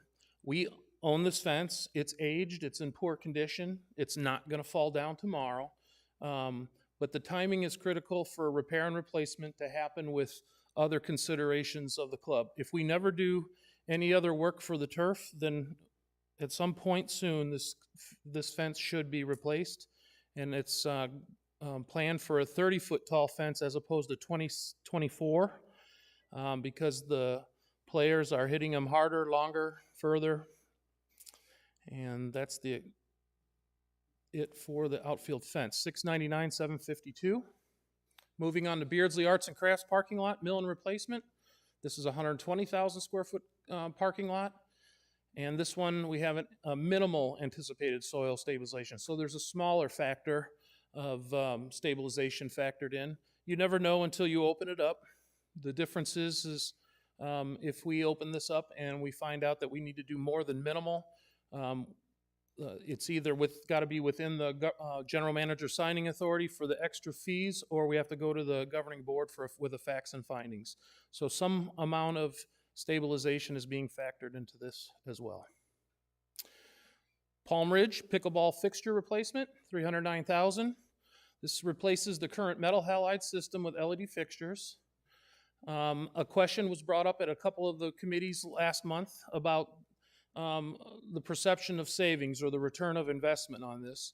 This one does not give us quite the return of investment as some of the other lighting projects due to the fact that there's other features that are needed. So the poles are not just getting the fixture replaced, but I need to have supporting arms and hardware to incorporate that LED change. But you do see that instead of facilities maintenance changing out expensive metal halide bulbs and the drivers that operate that, which is approximately $150 to $200 each time a bulb goes out, it is often. And with the Musco product, we have a product assurance warranty that eliminates 100% of any of that maintenance and the labor for that for 10 years. So if a bulb were to burn out before its warranty date, we have a product assurance warranty, and they have held true in other areas that they've done our lighting for us. The overall factor of efficiency, though, is a 40% energy reduction in LED wattage compared to metal halide.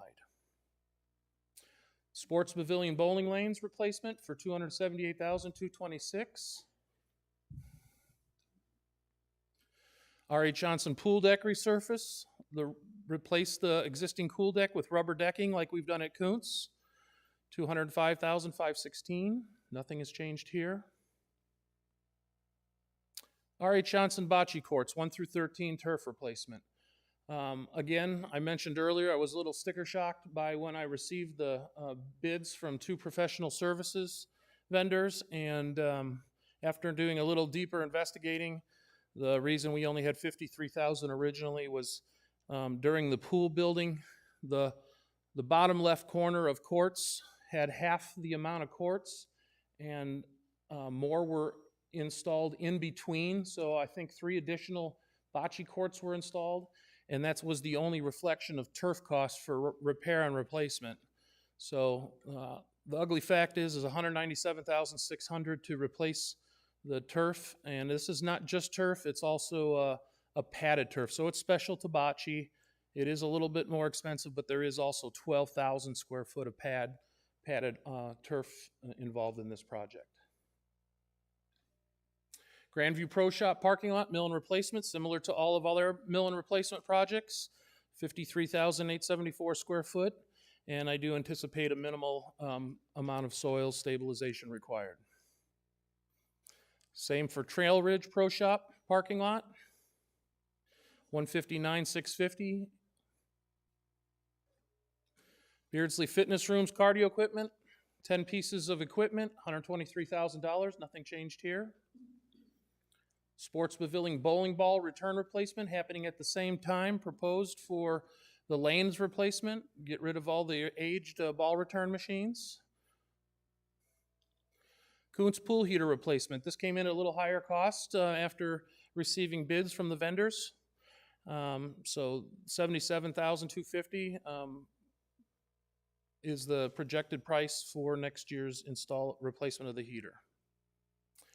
Moving on to the metal shop, roof tile replacement and flat roof restoration. You can see in the photos, this is a aged roof, and over the last year and a half, we've had some real bad blistering of the old roof.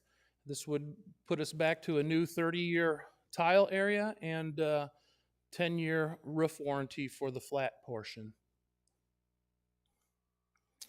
And the last items in the repair and replacement under $50K are the Clay Club flooring replacement for $36,000. Miscellaneous HVAC units replaced, $30,000. Memo's restaurant cabinets and countertop replacement, $25,000. The bowling area sound system, $20,000. A Beardsley auto scrubbing machine, and lawn bowling flat roof restoration. Any questions on this portion of R&R? The next portion will be golf. Any questions on this?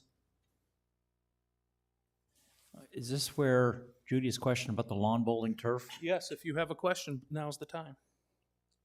What are the thoughts about moving forward with that?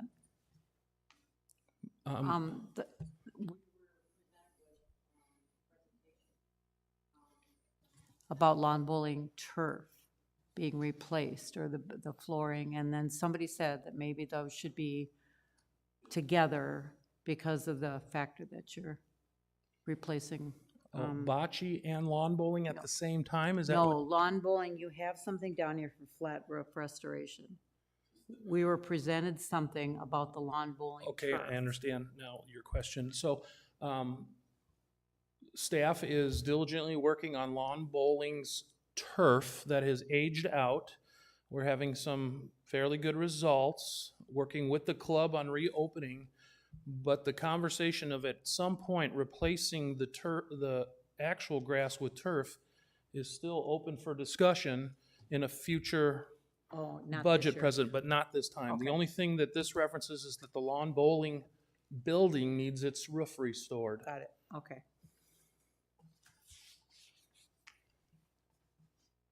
Any other questions? Okay, take it, Carl. Very good. Moving on to R&R in the golf world. I mentioned earlier that the CFO and Todd Patty did a diligent job on reviewing all their equipment. So today the new price is $1,078, and that's approximately 19 pieces of equipment, $154,000 per course average. Golf has introduced a new project. The start is number 14 shoreline repair and replacement, $231,855. You'll see the notes that this expenditure was submitted for the 105K grant from Arizona Department of Tourism. The general manager's comments earlier, or the CFO's comments earlier, were not to try to pigeonhole us in improving this project, but our funding for this is kind of dependent on this getting approved. So we've done shoreline repairs yearly in a lot of other courses. So it's our recommendation to staff to ask for this approval. Echo Mesa irrigation system design work, $206,000. This is to get the jump start on the design work, just like we did for Grandview in previous years. A review also was done in utility vehicles for golf with a reduction down to $167,589. That's an average of $23,000 per course. Golf Ops asked for 20 golf carts. Nothing changed here, $123,600. Grandview Golf Course Cart Path Slurry Seal. The vendor's quotes came in a little bit higher. It's been 3 or 4 years since the last time this was done. So this is just inflation that you're seeing here, $87,550. And then the final items are 5 items under $50,000, primarily equipment.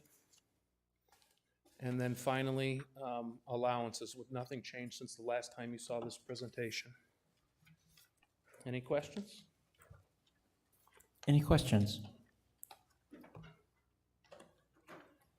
So I have a question. I just want to confirm what I heard about the softball field fence, that it's not falling down. We don't have any risks that we're looking at right now? No, sir. Okay, because if we put those two together, we're talking 1.7 million or 1.8 million for those two projects. Well, that is a fact, but if you were going to do the turf, I'm asking that you do the recommend to do the fence. Right, yeah, that makes sense. The warning track will be disturbed. I will have a vendor out there for the purposes of artificial turf, and you'd have a great savings by being able to repair everything while the fence was completed. Yeah, that makes sense. That makes sense. Okay, Carl, do you have anything else for us? No, but I am gonna stick around for any Okay. additional questions. Okay, so then for this committee, what we have to decide is, based upon Carl's presentation and the things that he gave us, which things that we want to approve. We would reach consensus, we don't vote, but we would reach consensus on forwarding these to the governing board. For those things that are exceptions, we would need to call those out. So, and I'll read the language that we'll use, but this is not the actual consensus yet. The Chartered Clubs Committee has reached consensus to recommend that the governing board approve the proposed fiscal year 2023-24 capital project request as laid out by Capital Projects Manager Carl Wilhelm. Recommended exceptions include, X, Y, and Z. So perhaps the best way to proceed is to talk about the exceptions rather than, trying to prove en masse all the things that are there. So let me start down here with Mary Kay. Do you have any exceptions? By exceptions, you mean not to? Things not to move forward? Okay, then the first one would be the clubhouse expansion for the softball field. Let me look.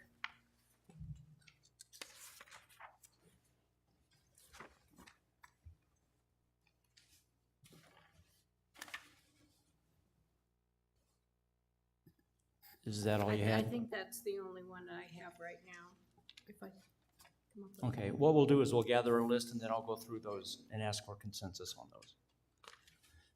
Carol? I agree with Mary Kay. I think the building is a want, not a need, and the same holds true for the batting cages. The third one is the shade structure and concrete for arts and crafts.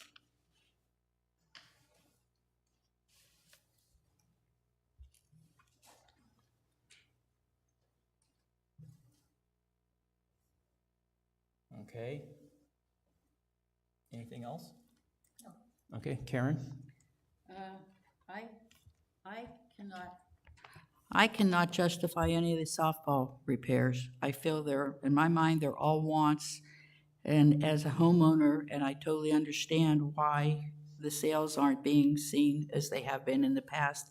And with interest rates going up, it's only going to get worse, as people can't buy houses because they can't afford them. That means they're not going to sell them and move here. And I think we have to keep the homeowner and what we're going to have to charge them to do these things that right now are more of a want than a need. I just can't in good conscience go along with that. And let me say one thing, I'm not picking on you. My dad was a softball umpire, so I know what it's all about. But as a homeowner, I just can't go with it. The other thing is the shade structure. At this point in time, I don't know that that's totally necessary. And other than that, let's see, that was pretty much it. Okay, Judy? I'm with everybody on the clubhouse expansion on the softball, and frankly, that is my only big concern. Okay, Vicki? I would do a no on the clubhouse expansion and on the batting cages and for the shade structure. Okay. Kathy? I agree with that. And then Can you call them out, each one? I agree with no batting cages, no clubhouse. Microphone? Sorry.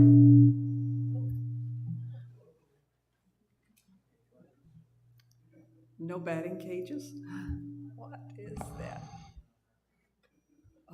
No clubhouse, no shade structure at the arts and crafts at this time. Okay. Connie? I would agree with no clubhouse expansion, no shade structure, but I would support the batting cages. Okay. John? I have no exceptions. However, as a member of the softball club, I would recuse myself in connection with those requests. Okay, thank you, John. As for me, I would agree with the clubhouse, the batting cages, and the bleachers, and I'm going to vote against the turf. I believe there are alternatives that we can pursue in lieu of that. Okay, so I have 8 for the clubhouse, 5 for the batting cages, 5 for the shaded and concrete structure at at Beardsley, 2 for the bleachers and 1 for the turf. So are we good with all of those going through? Is everybody comfortable with that? No? Okay, okay, so let's talk about it. One thing, you know, when we talk about these shade structures, just remember where we live. And that people want to be doing things outside in the summer. And I don't think that's, my personal opinion is that's not a horrible amount of money for people that like to do their craft outside.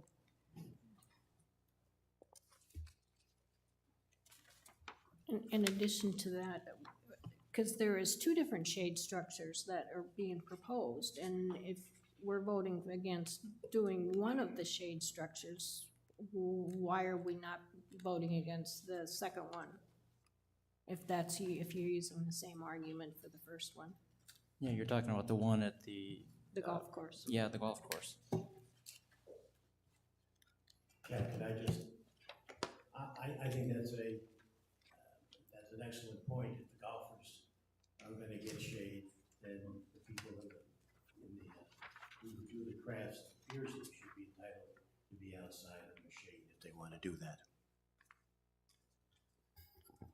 As far as the shade goes, I do have one question. If we get shade structures in these places with the idea people are going to be gathering under them, then does that expand out to the next thing? We need chairs, we need tables, we need other types of equipment out there.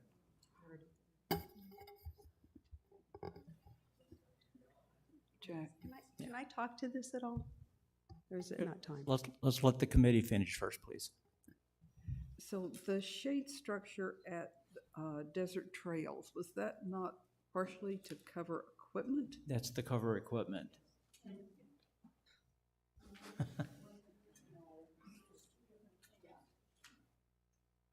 Or am I confusing it with something? At Desert Trails, you have 2 projects, two roof structure areas. Sorry that I did not separate them. But one is a fabric shade canopy to expand the patio for your leisure. And the other one is the masonry compound to put a metal structure over that for the purpose of storing equipment. But it's still shade. It's not being asked for shade, it's being asked for to protect equipment and storage. The other one is for leisure, so. Okay. Jack, then I Yes. would amend what I said earlier, and I would say no on shade at Desert Trails for leisure.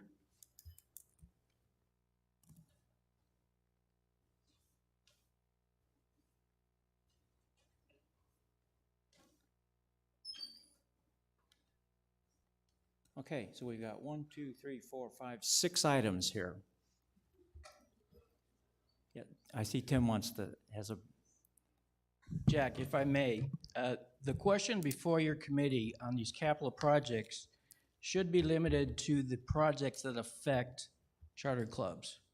Okay? Not the things that take care of properties and all that other sort of things. They'll be dealt with when a property says they're meeting.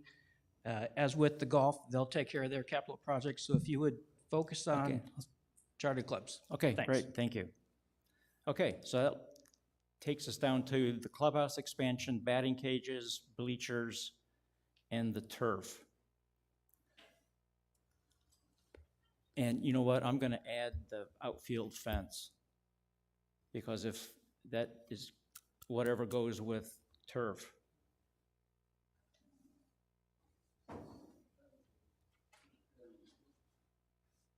So those are 5 things that we're looking at.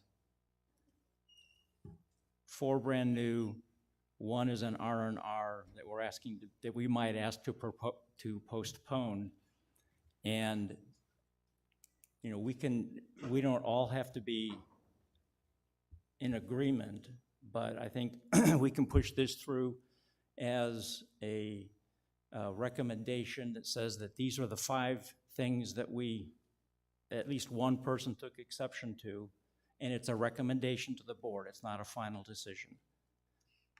So if everybody's comfortable with that, then we can, you know, finish that discussion and move on. Is that fair? So it isn't consensus? So it's a consensus to move these forward. We don't have to agree on them, but it's a consensus to move that list forward. So can I have consensus on that? Yes. Anybody opposed? Okay, great. We will move those forward.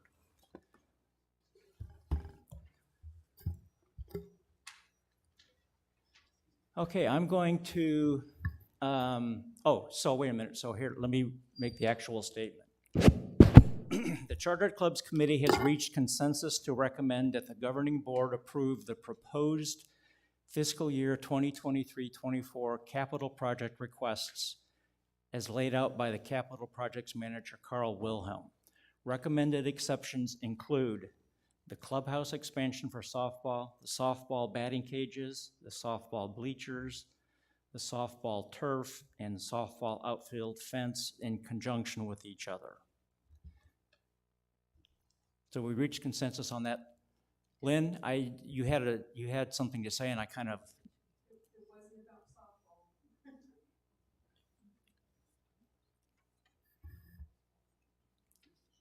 So did you have something?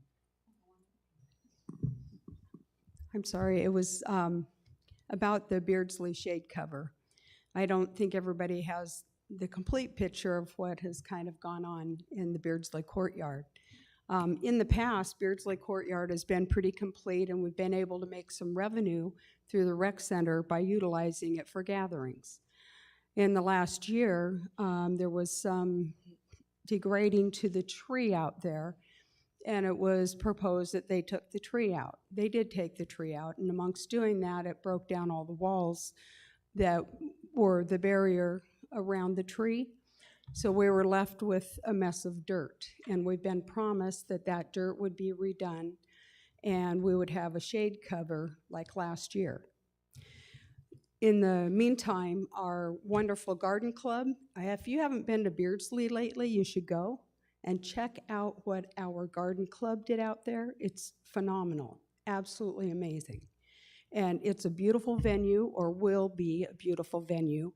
They even went as far, so that we didn't look ridiculous at the expo tomorrow, as to take that mudded area and they landscaped it. It looks beautiful. That they at least put pots out and made it look really nice. We at the Clay Club put a bunch of our totems out there. The area is gorgeous now. Nobody can use it because it's too darn hot. We need a shade structure, so it'll create revenue once again for the rec center if we get it. Thank you. Thank you, Lynn. Okay, Judy, you had something. I don't know, maybe this is not for me to say. Did we really reach consensus? We reached consensus to move the list forward. We may not agree on all of the list, and we would. Is that going to be stated? Yes, okay. Yeah, otherwise we'll be here for hours, I think, and I think we're already testing the limits of our audience. Jack, I have a question. Yes, John. Have we agreed to move forward the shade structure at Beardsley? Per Tim's recommendation, all we agreed on are to move the club items forward.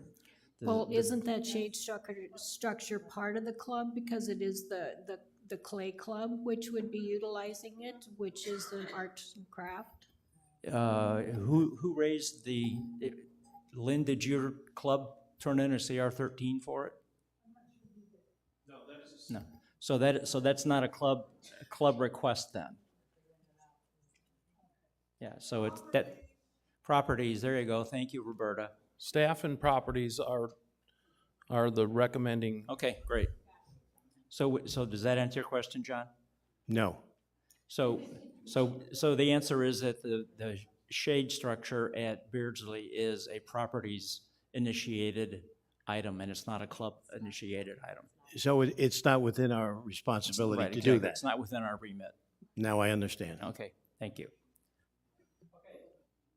Okay. I just have just a quick question. I need your name and your record. My name is Nick Missos. My number is 703-134.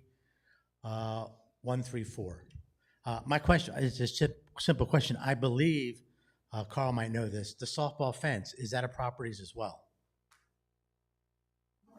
R&R properties?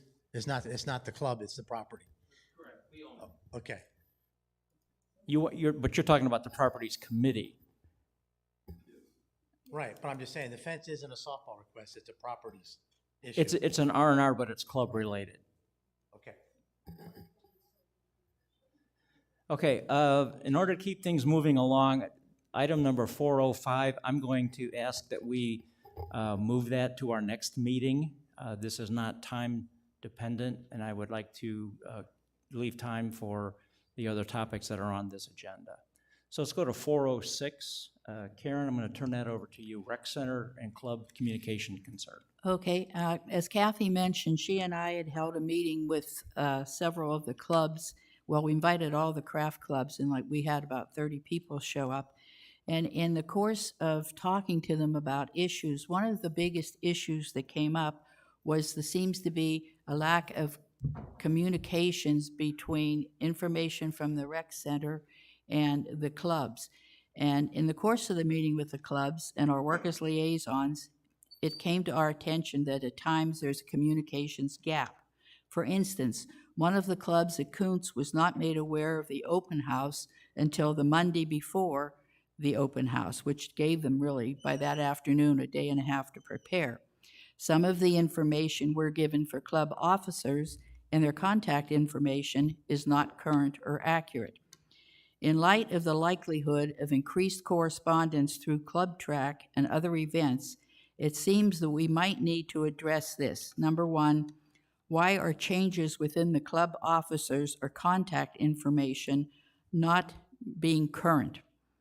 Two, should each club have more than one contact person who gets the notices? Because sometimes an officer's, something's happened in a family, they're gone, they're no longer able to respond to emails or text or whatever they're doing. And so if somebody's appointed to take their place, that we need to find a way to make sure they understand they have to communicate that. And also, some of it has to do with the dates for changes of officers are not consistent among the clubs. So therefore, some clubs change officers maybe in September, others change them the first of the year. So if we get a list for the year, it's only accurate for part of the year. And also, some clubs have co-presidents, and are both of them notified? It doesn't appear they are. One of the things we thought might be helpful, and maybe you already have this, Casey, and we don't know, is if they have at least 2 contact people per club. So because, and I know a lot of the club officers, something came up in a conversation today, and it was like, oh, I never look at my email, I get so much junk on that, I never use it. Well, that might be fine for them, but it doesn't help the club. So I don't know if there's a way to get an open channel or somewhere that they could get a text to say, look at your email, you've got a message. I don't know.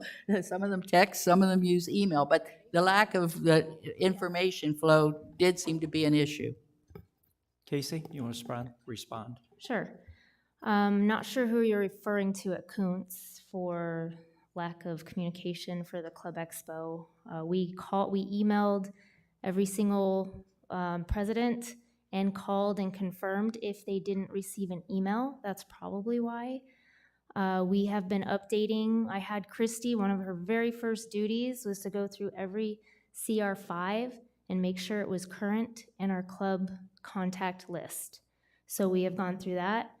And then as far as communication with the clubs, I put out a MailChimp, and that goes to every officer of every club. That's 4. Yeah. Or if there's 5 or 6. Okay. So they're getting it. They're either just not accepting it, they're unsubscribing, or they're not opening. Yeah, no, I'm not blaming the rec center or your office. It's because sometimes Kathy has called and tried to get people to come to like those meetings or that, and we get absolutely no response. We know what that feels like.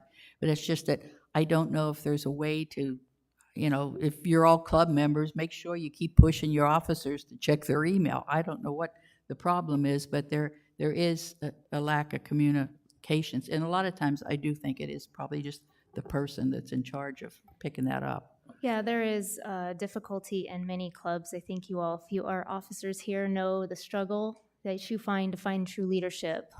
People are just doing it because they feel bad. They don't want the club to go under because nobody will step up. So they're just trying to hold the clubs afloat. I am changing, and that's what I talked about last month and this month. I am changing the club officer meeting to January. So I will reach all of the new officers instead of October when they're almost done and they could care less. And that's not to everybody, but it's a handful of them. Or March when you guys are exhausted and done and just want to go back home or just take a little breather. So when everybody's amped up and ready, I think, and fresh, January would be a really good opportunity.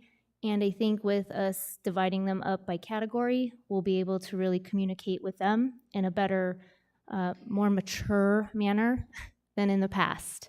If you've been to those, you will know that it's difficult at sometimes to communicate because wood shop has different needs than a card club. So it becomes a little confusing if it's not in relation to that piece of the rules and regulations. So hopefully that will help a little bit in the future. Okay, good, thank you. Any comments from the board? We have a comment from the audience. Give us your name and your rec card number, please. My name is Linda Rush. My rec number is 131584. And I understand what a horrible time it is for you to try to communicate with all the different clubs and all their different needs. However, it's just things like the open houses. We were told we're doing an open house. We were not told ahead of time we were going to have tables. I found that out from somebody else. At this moment, I still don't know how many tables I am going to have. So there are things that could be spelled out a little bit better. And I know you're trying really hard, but just try to keep us more informed. Thank you. Sure. Okay, thank you. Karen, does that take care of your comments? Yes, I just wanted, in case anybody has an idea, to let's make you aware that this has come up at several clubs, so. Okay, Yeah. thank you. John, I'm going to go to 407. If you can give us a quick update on your tournaments and leagues subcommittee, please.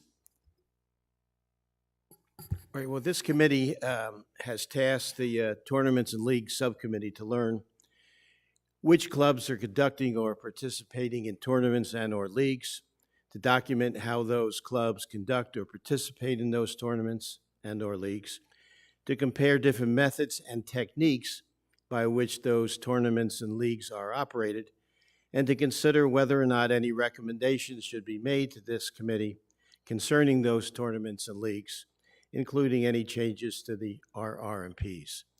So in order to accomplish that, the members of the subcommittee prepared a list of questions that Casey communicated to all the club presidents.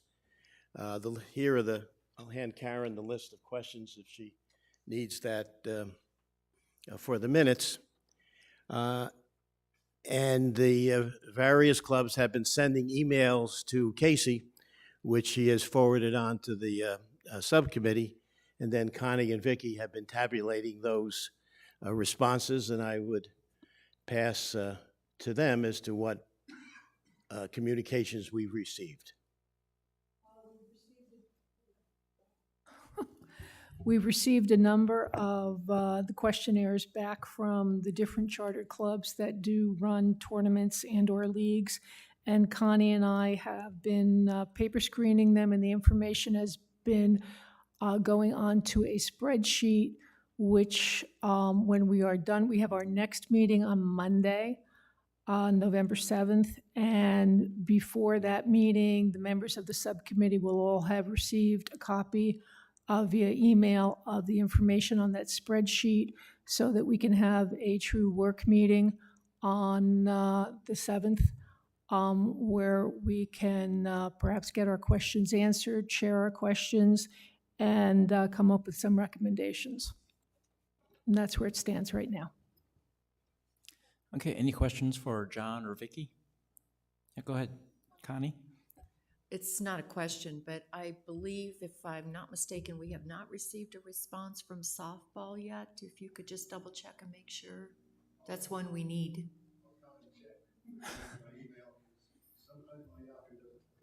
Okay, thank you.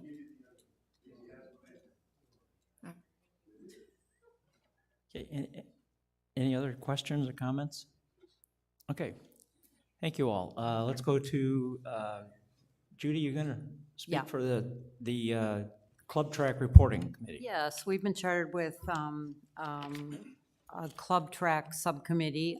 Kathy Estes and I are the co-chairs. Mary Kay Vidal and Karen Justice are also on the committee, as well as Tim Peterson and George, I'll murder his last name, Guardarama, are on the committee also to help us from that rec center. We met last week. Great presentation from Tim and Casey concerning all the ClubTrack reports that are available to us. And what we decided to do heading forward, our charge is to find a set of standard reports to the clubs that are helpful to the clubs and the rec center within the current ClubTrack capabilities, and to develop a list of ideas for future ClubTrack enhancements. So that's what we're charged with doing. What we decided to do is we sent out a MailChimp survey to all the clubs. We're already receiving responses back. Along with that, on the 15th, 16th, and 17th of this month at the Village Store Meeting Room, we divided all the clubs into like 30 people or clubs per amount to get together and again explain all the ClubTrack surveys that are available and get their feedback. And then we'll get together and we'll collate all the information and move forward. Great, thank you. Any questions for Judy? Any questions from the audience for either the tournaments and leagues or the ClubTrack subcommittees? Yes, sir. Jim Kane, and my rec number is 113496. And I'd just like to say the ClubTrack is useful. We get some good information. The only thing I would like to see more of is maybe your future reports so we can track some details about when our new members joined, things like that. So I'd be interested very much in your new reports. Thank you. Okay, thank you.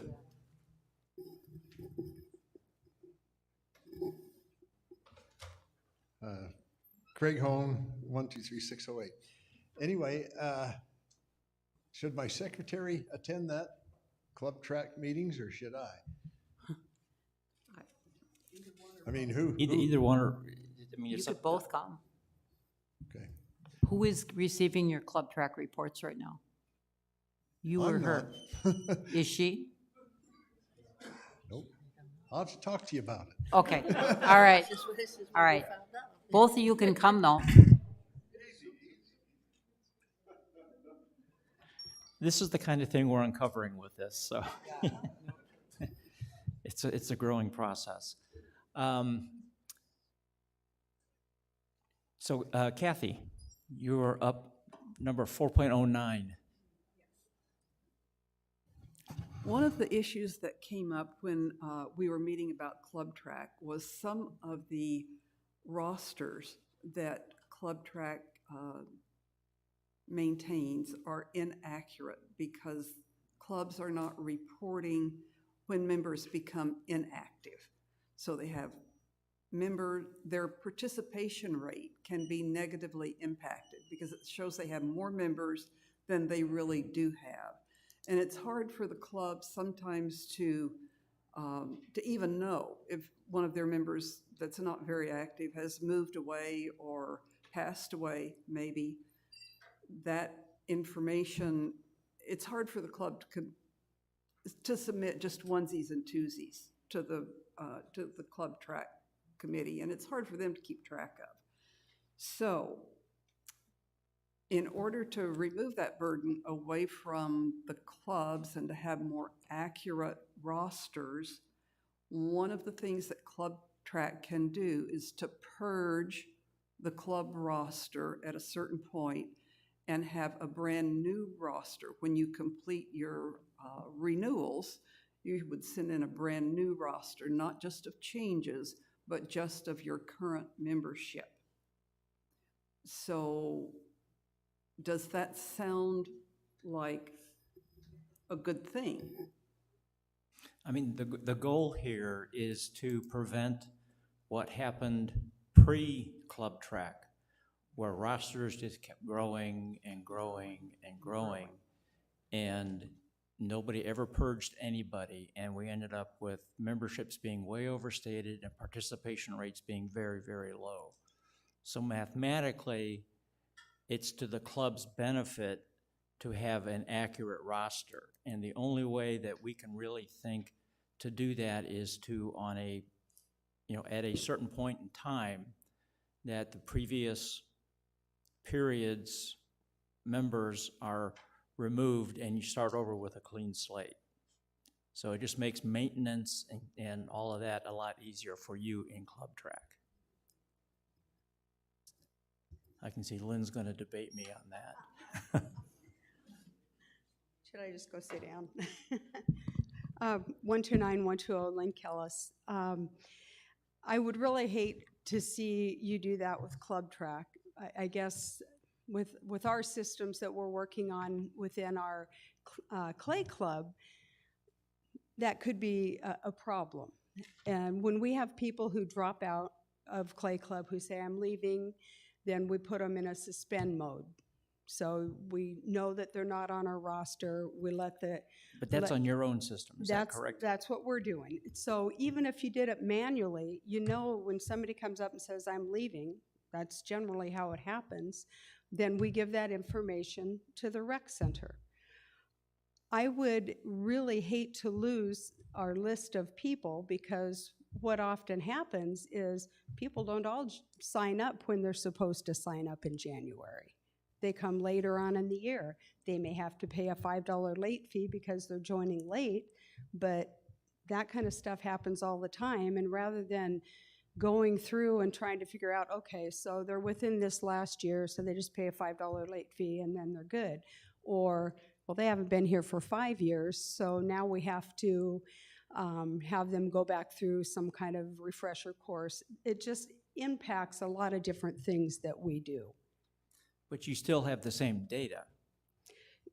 We would not have it from ClubTrack. We'd get nothing. We would have to try and store it on our own.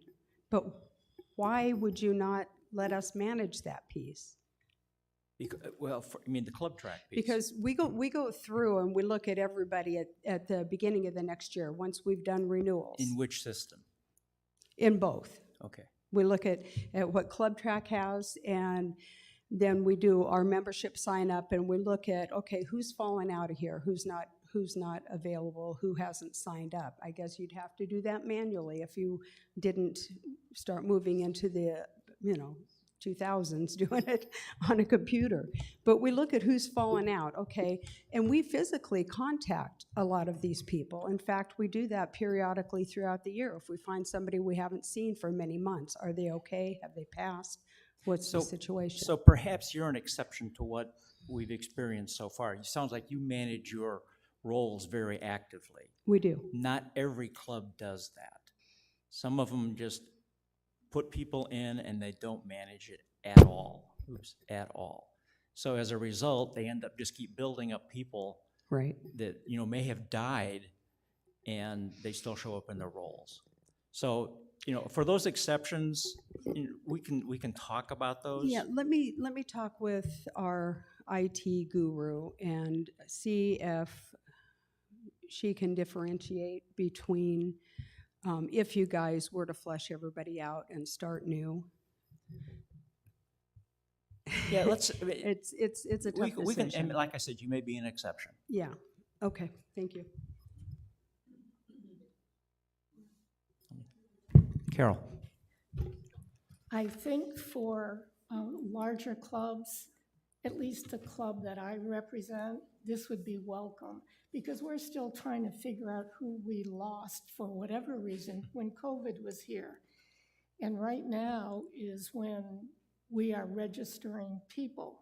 So we're in the midst of that, and it is a major, major challenge. So the help from the tracker system would be most welcome. Good, thank you. Yes, sir.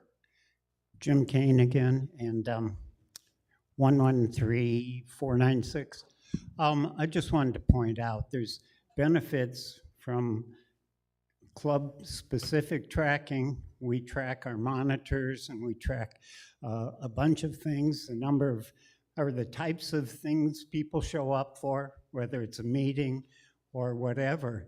But there's one great benefit that we're getting now that our systems can't track, and that is when people show up at Stardust Theater and they check in, we now know how many people attended Stardust Theater without having to go back and re-enter those transactions into our own systems. So I think there's benefits of data being collected both places. What we need to come up with is maybe a way to merge those things so that, you know, this is Sun City West, people die. You know, we do need to keep our records accurate. And so I think that's a goal that we should pursue. Yeah, thank you. Thank you. I mean, ClubTrack was initially created as a way to gather data of where people are using the facilities. And it's great at capturing that data.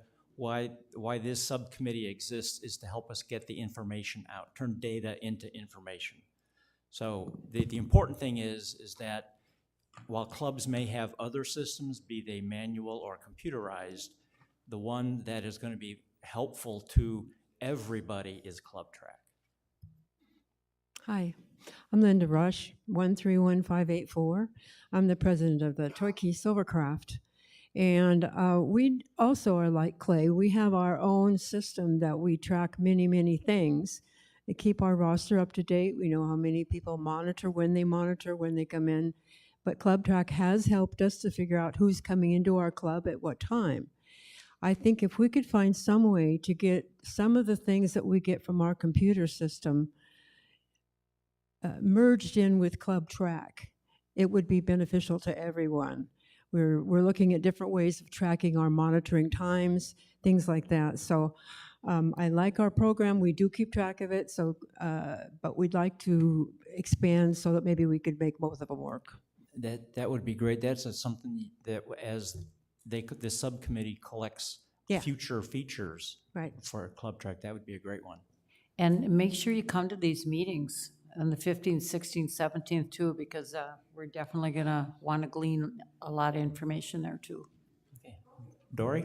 109397. I know that's not important because I work there. Over the years, I have been doing the CR15s, which is your last year's report.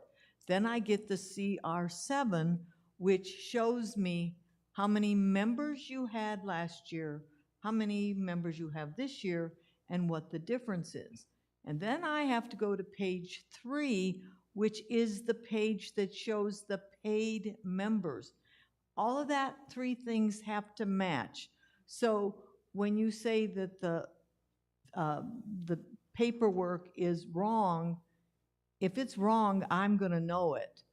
And so I don't see very many clubs in what I do showing a huge difference in their numbers. Now, maybe it's beginning to show up differently in ClubTrack, because I have no part of ClubTrack, but I know that in what I do, which is the past, you know, the previous year, my numbers are not that far off. Okay, and I think what we're talking about in terms of numbers not matching with ClubTrack is that sometimes there have been discrepancies in terms of how people have checked in or not checked in. Oh. And it's those types of operational things during the use of the product. Okay, we are past 2 hours. So any committee comments, last minute comments? 5.01. Okay, you're all talked out. That's probably a good thing. In-person guest comments. Any comments from the audience? Come on up and give us your name and rec card number again. Jim Kane, and I'm with the, all right, it's 113496. And I'm the president of the photo club. And so it's actually called Photography West. But anyway, the point is, I just wanted to bring something that is important and positive. Okay, how many of you, and a lot of your faces look familiar, how many of you were witches last Thursday? Nobody up here, a couple in the audience. So you know why I ask that is because I stared at a lot of witches through a camera last Thursday. And I went around taking photographs, and we had 4 people from our club that went out and shot the whole parade. We shot the picnic, and we're great shooters, so we should be a sportsman club, right? But the reality is we went out there. We had a request for this event. They came to our club and said, hey, you guys have a few members. We have 400 and plus members. And I'm not going to dive over that number because we could be inaccurate. But the point is that clubs can do a lot for the community. This event had well over 200 parade units. This event had well over 500 people gathered at Beardsley and went around the whole community and came back to Beardsley. And Beardsley Rec Center provided parking space, and they so that these carts, all decorated, could gather and stage the parade. And then they offered up the park, and they offered up the bandstand, and so I'm done. Thank you. It was a great effort. Yeah, no, we appreciate the positive comments. Thank you. Ken Skinner, 49513, and she left. What was her, Lynn? I want to tell Lynn that she's welcome to come out when there's nothing going on in that softball field and bring her 15-year-old son out and just tear the hide off the ball. We do realize the softball club, at least these guys should know, that that is not our field. We were charged, and this was before you were here, Casey. You were probably still in school at the time. But we were charged with scheduling the softball field. You know, other facilities you have here, you go to the Rex, you come here to the administration office and you put in to use that facility. Well, they didn't want to mess with it, the softball field, so they gave it to the club. And we realized when we're not using it, that it's available to all of our Sun City residents. All of our facilities there. Our hitting screen in the back. We got a bat, we got balls in a box back there. They can come back, bring their kids, bring themselves, and this will be the same way if we do get a batting machine, that it will be for the residents of Sun City West. So I wanted Linda to know she can bring her 15-year-old son out. We just need to tell the monitor at the pool that the kids are allowed out there, the grandkids are allowed out there, when we're not using it. And that's like right now, it's not being used. So anyway, I just want you guys, I want to go on record that we, the softball club, are aware of our responsibility. Okay. Right, President? 10-4. Okay, thank you, Ken. Appreciate it. Any other comments from the audience or up here?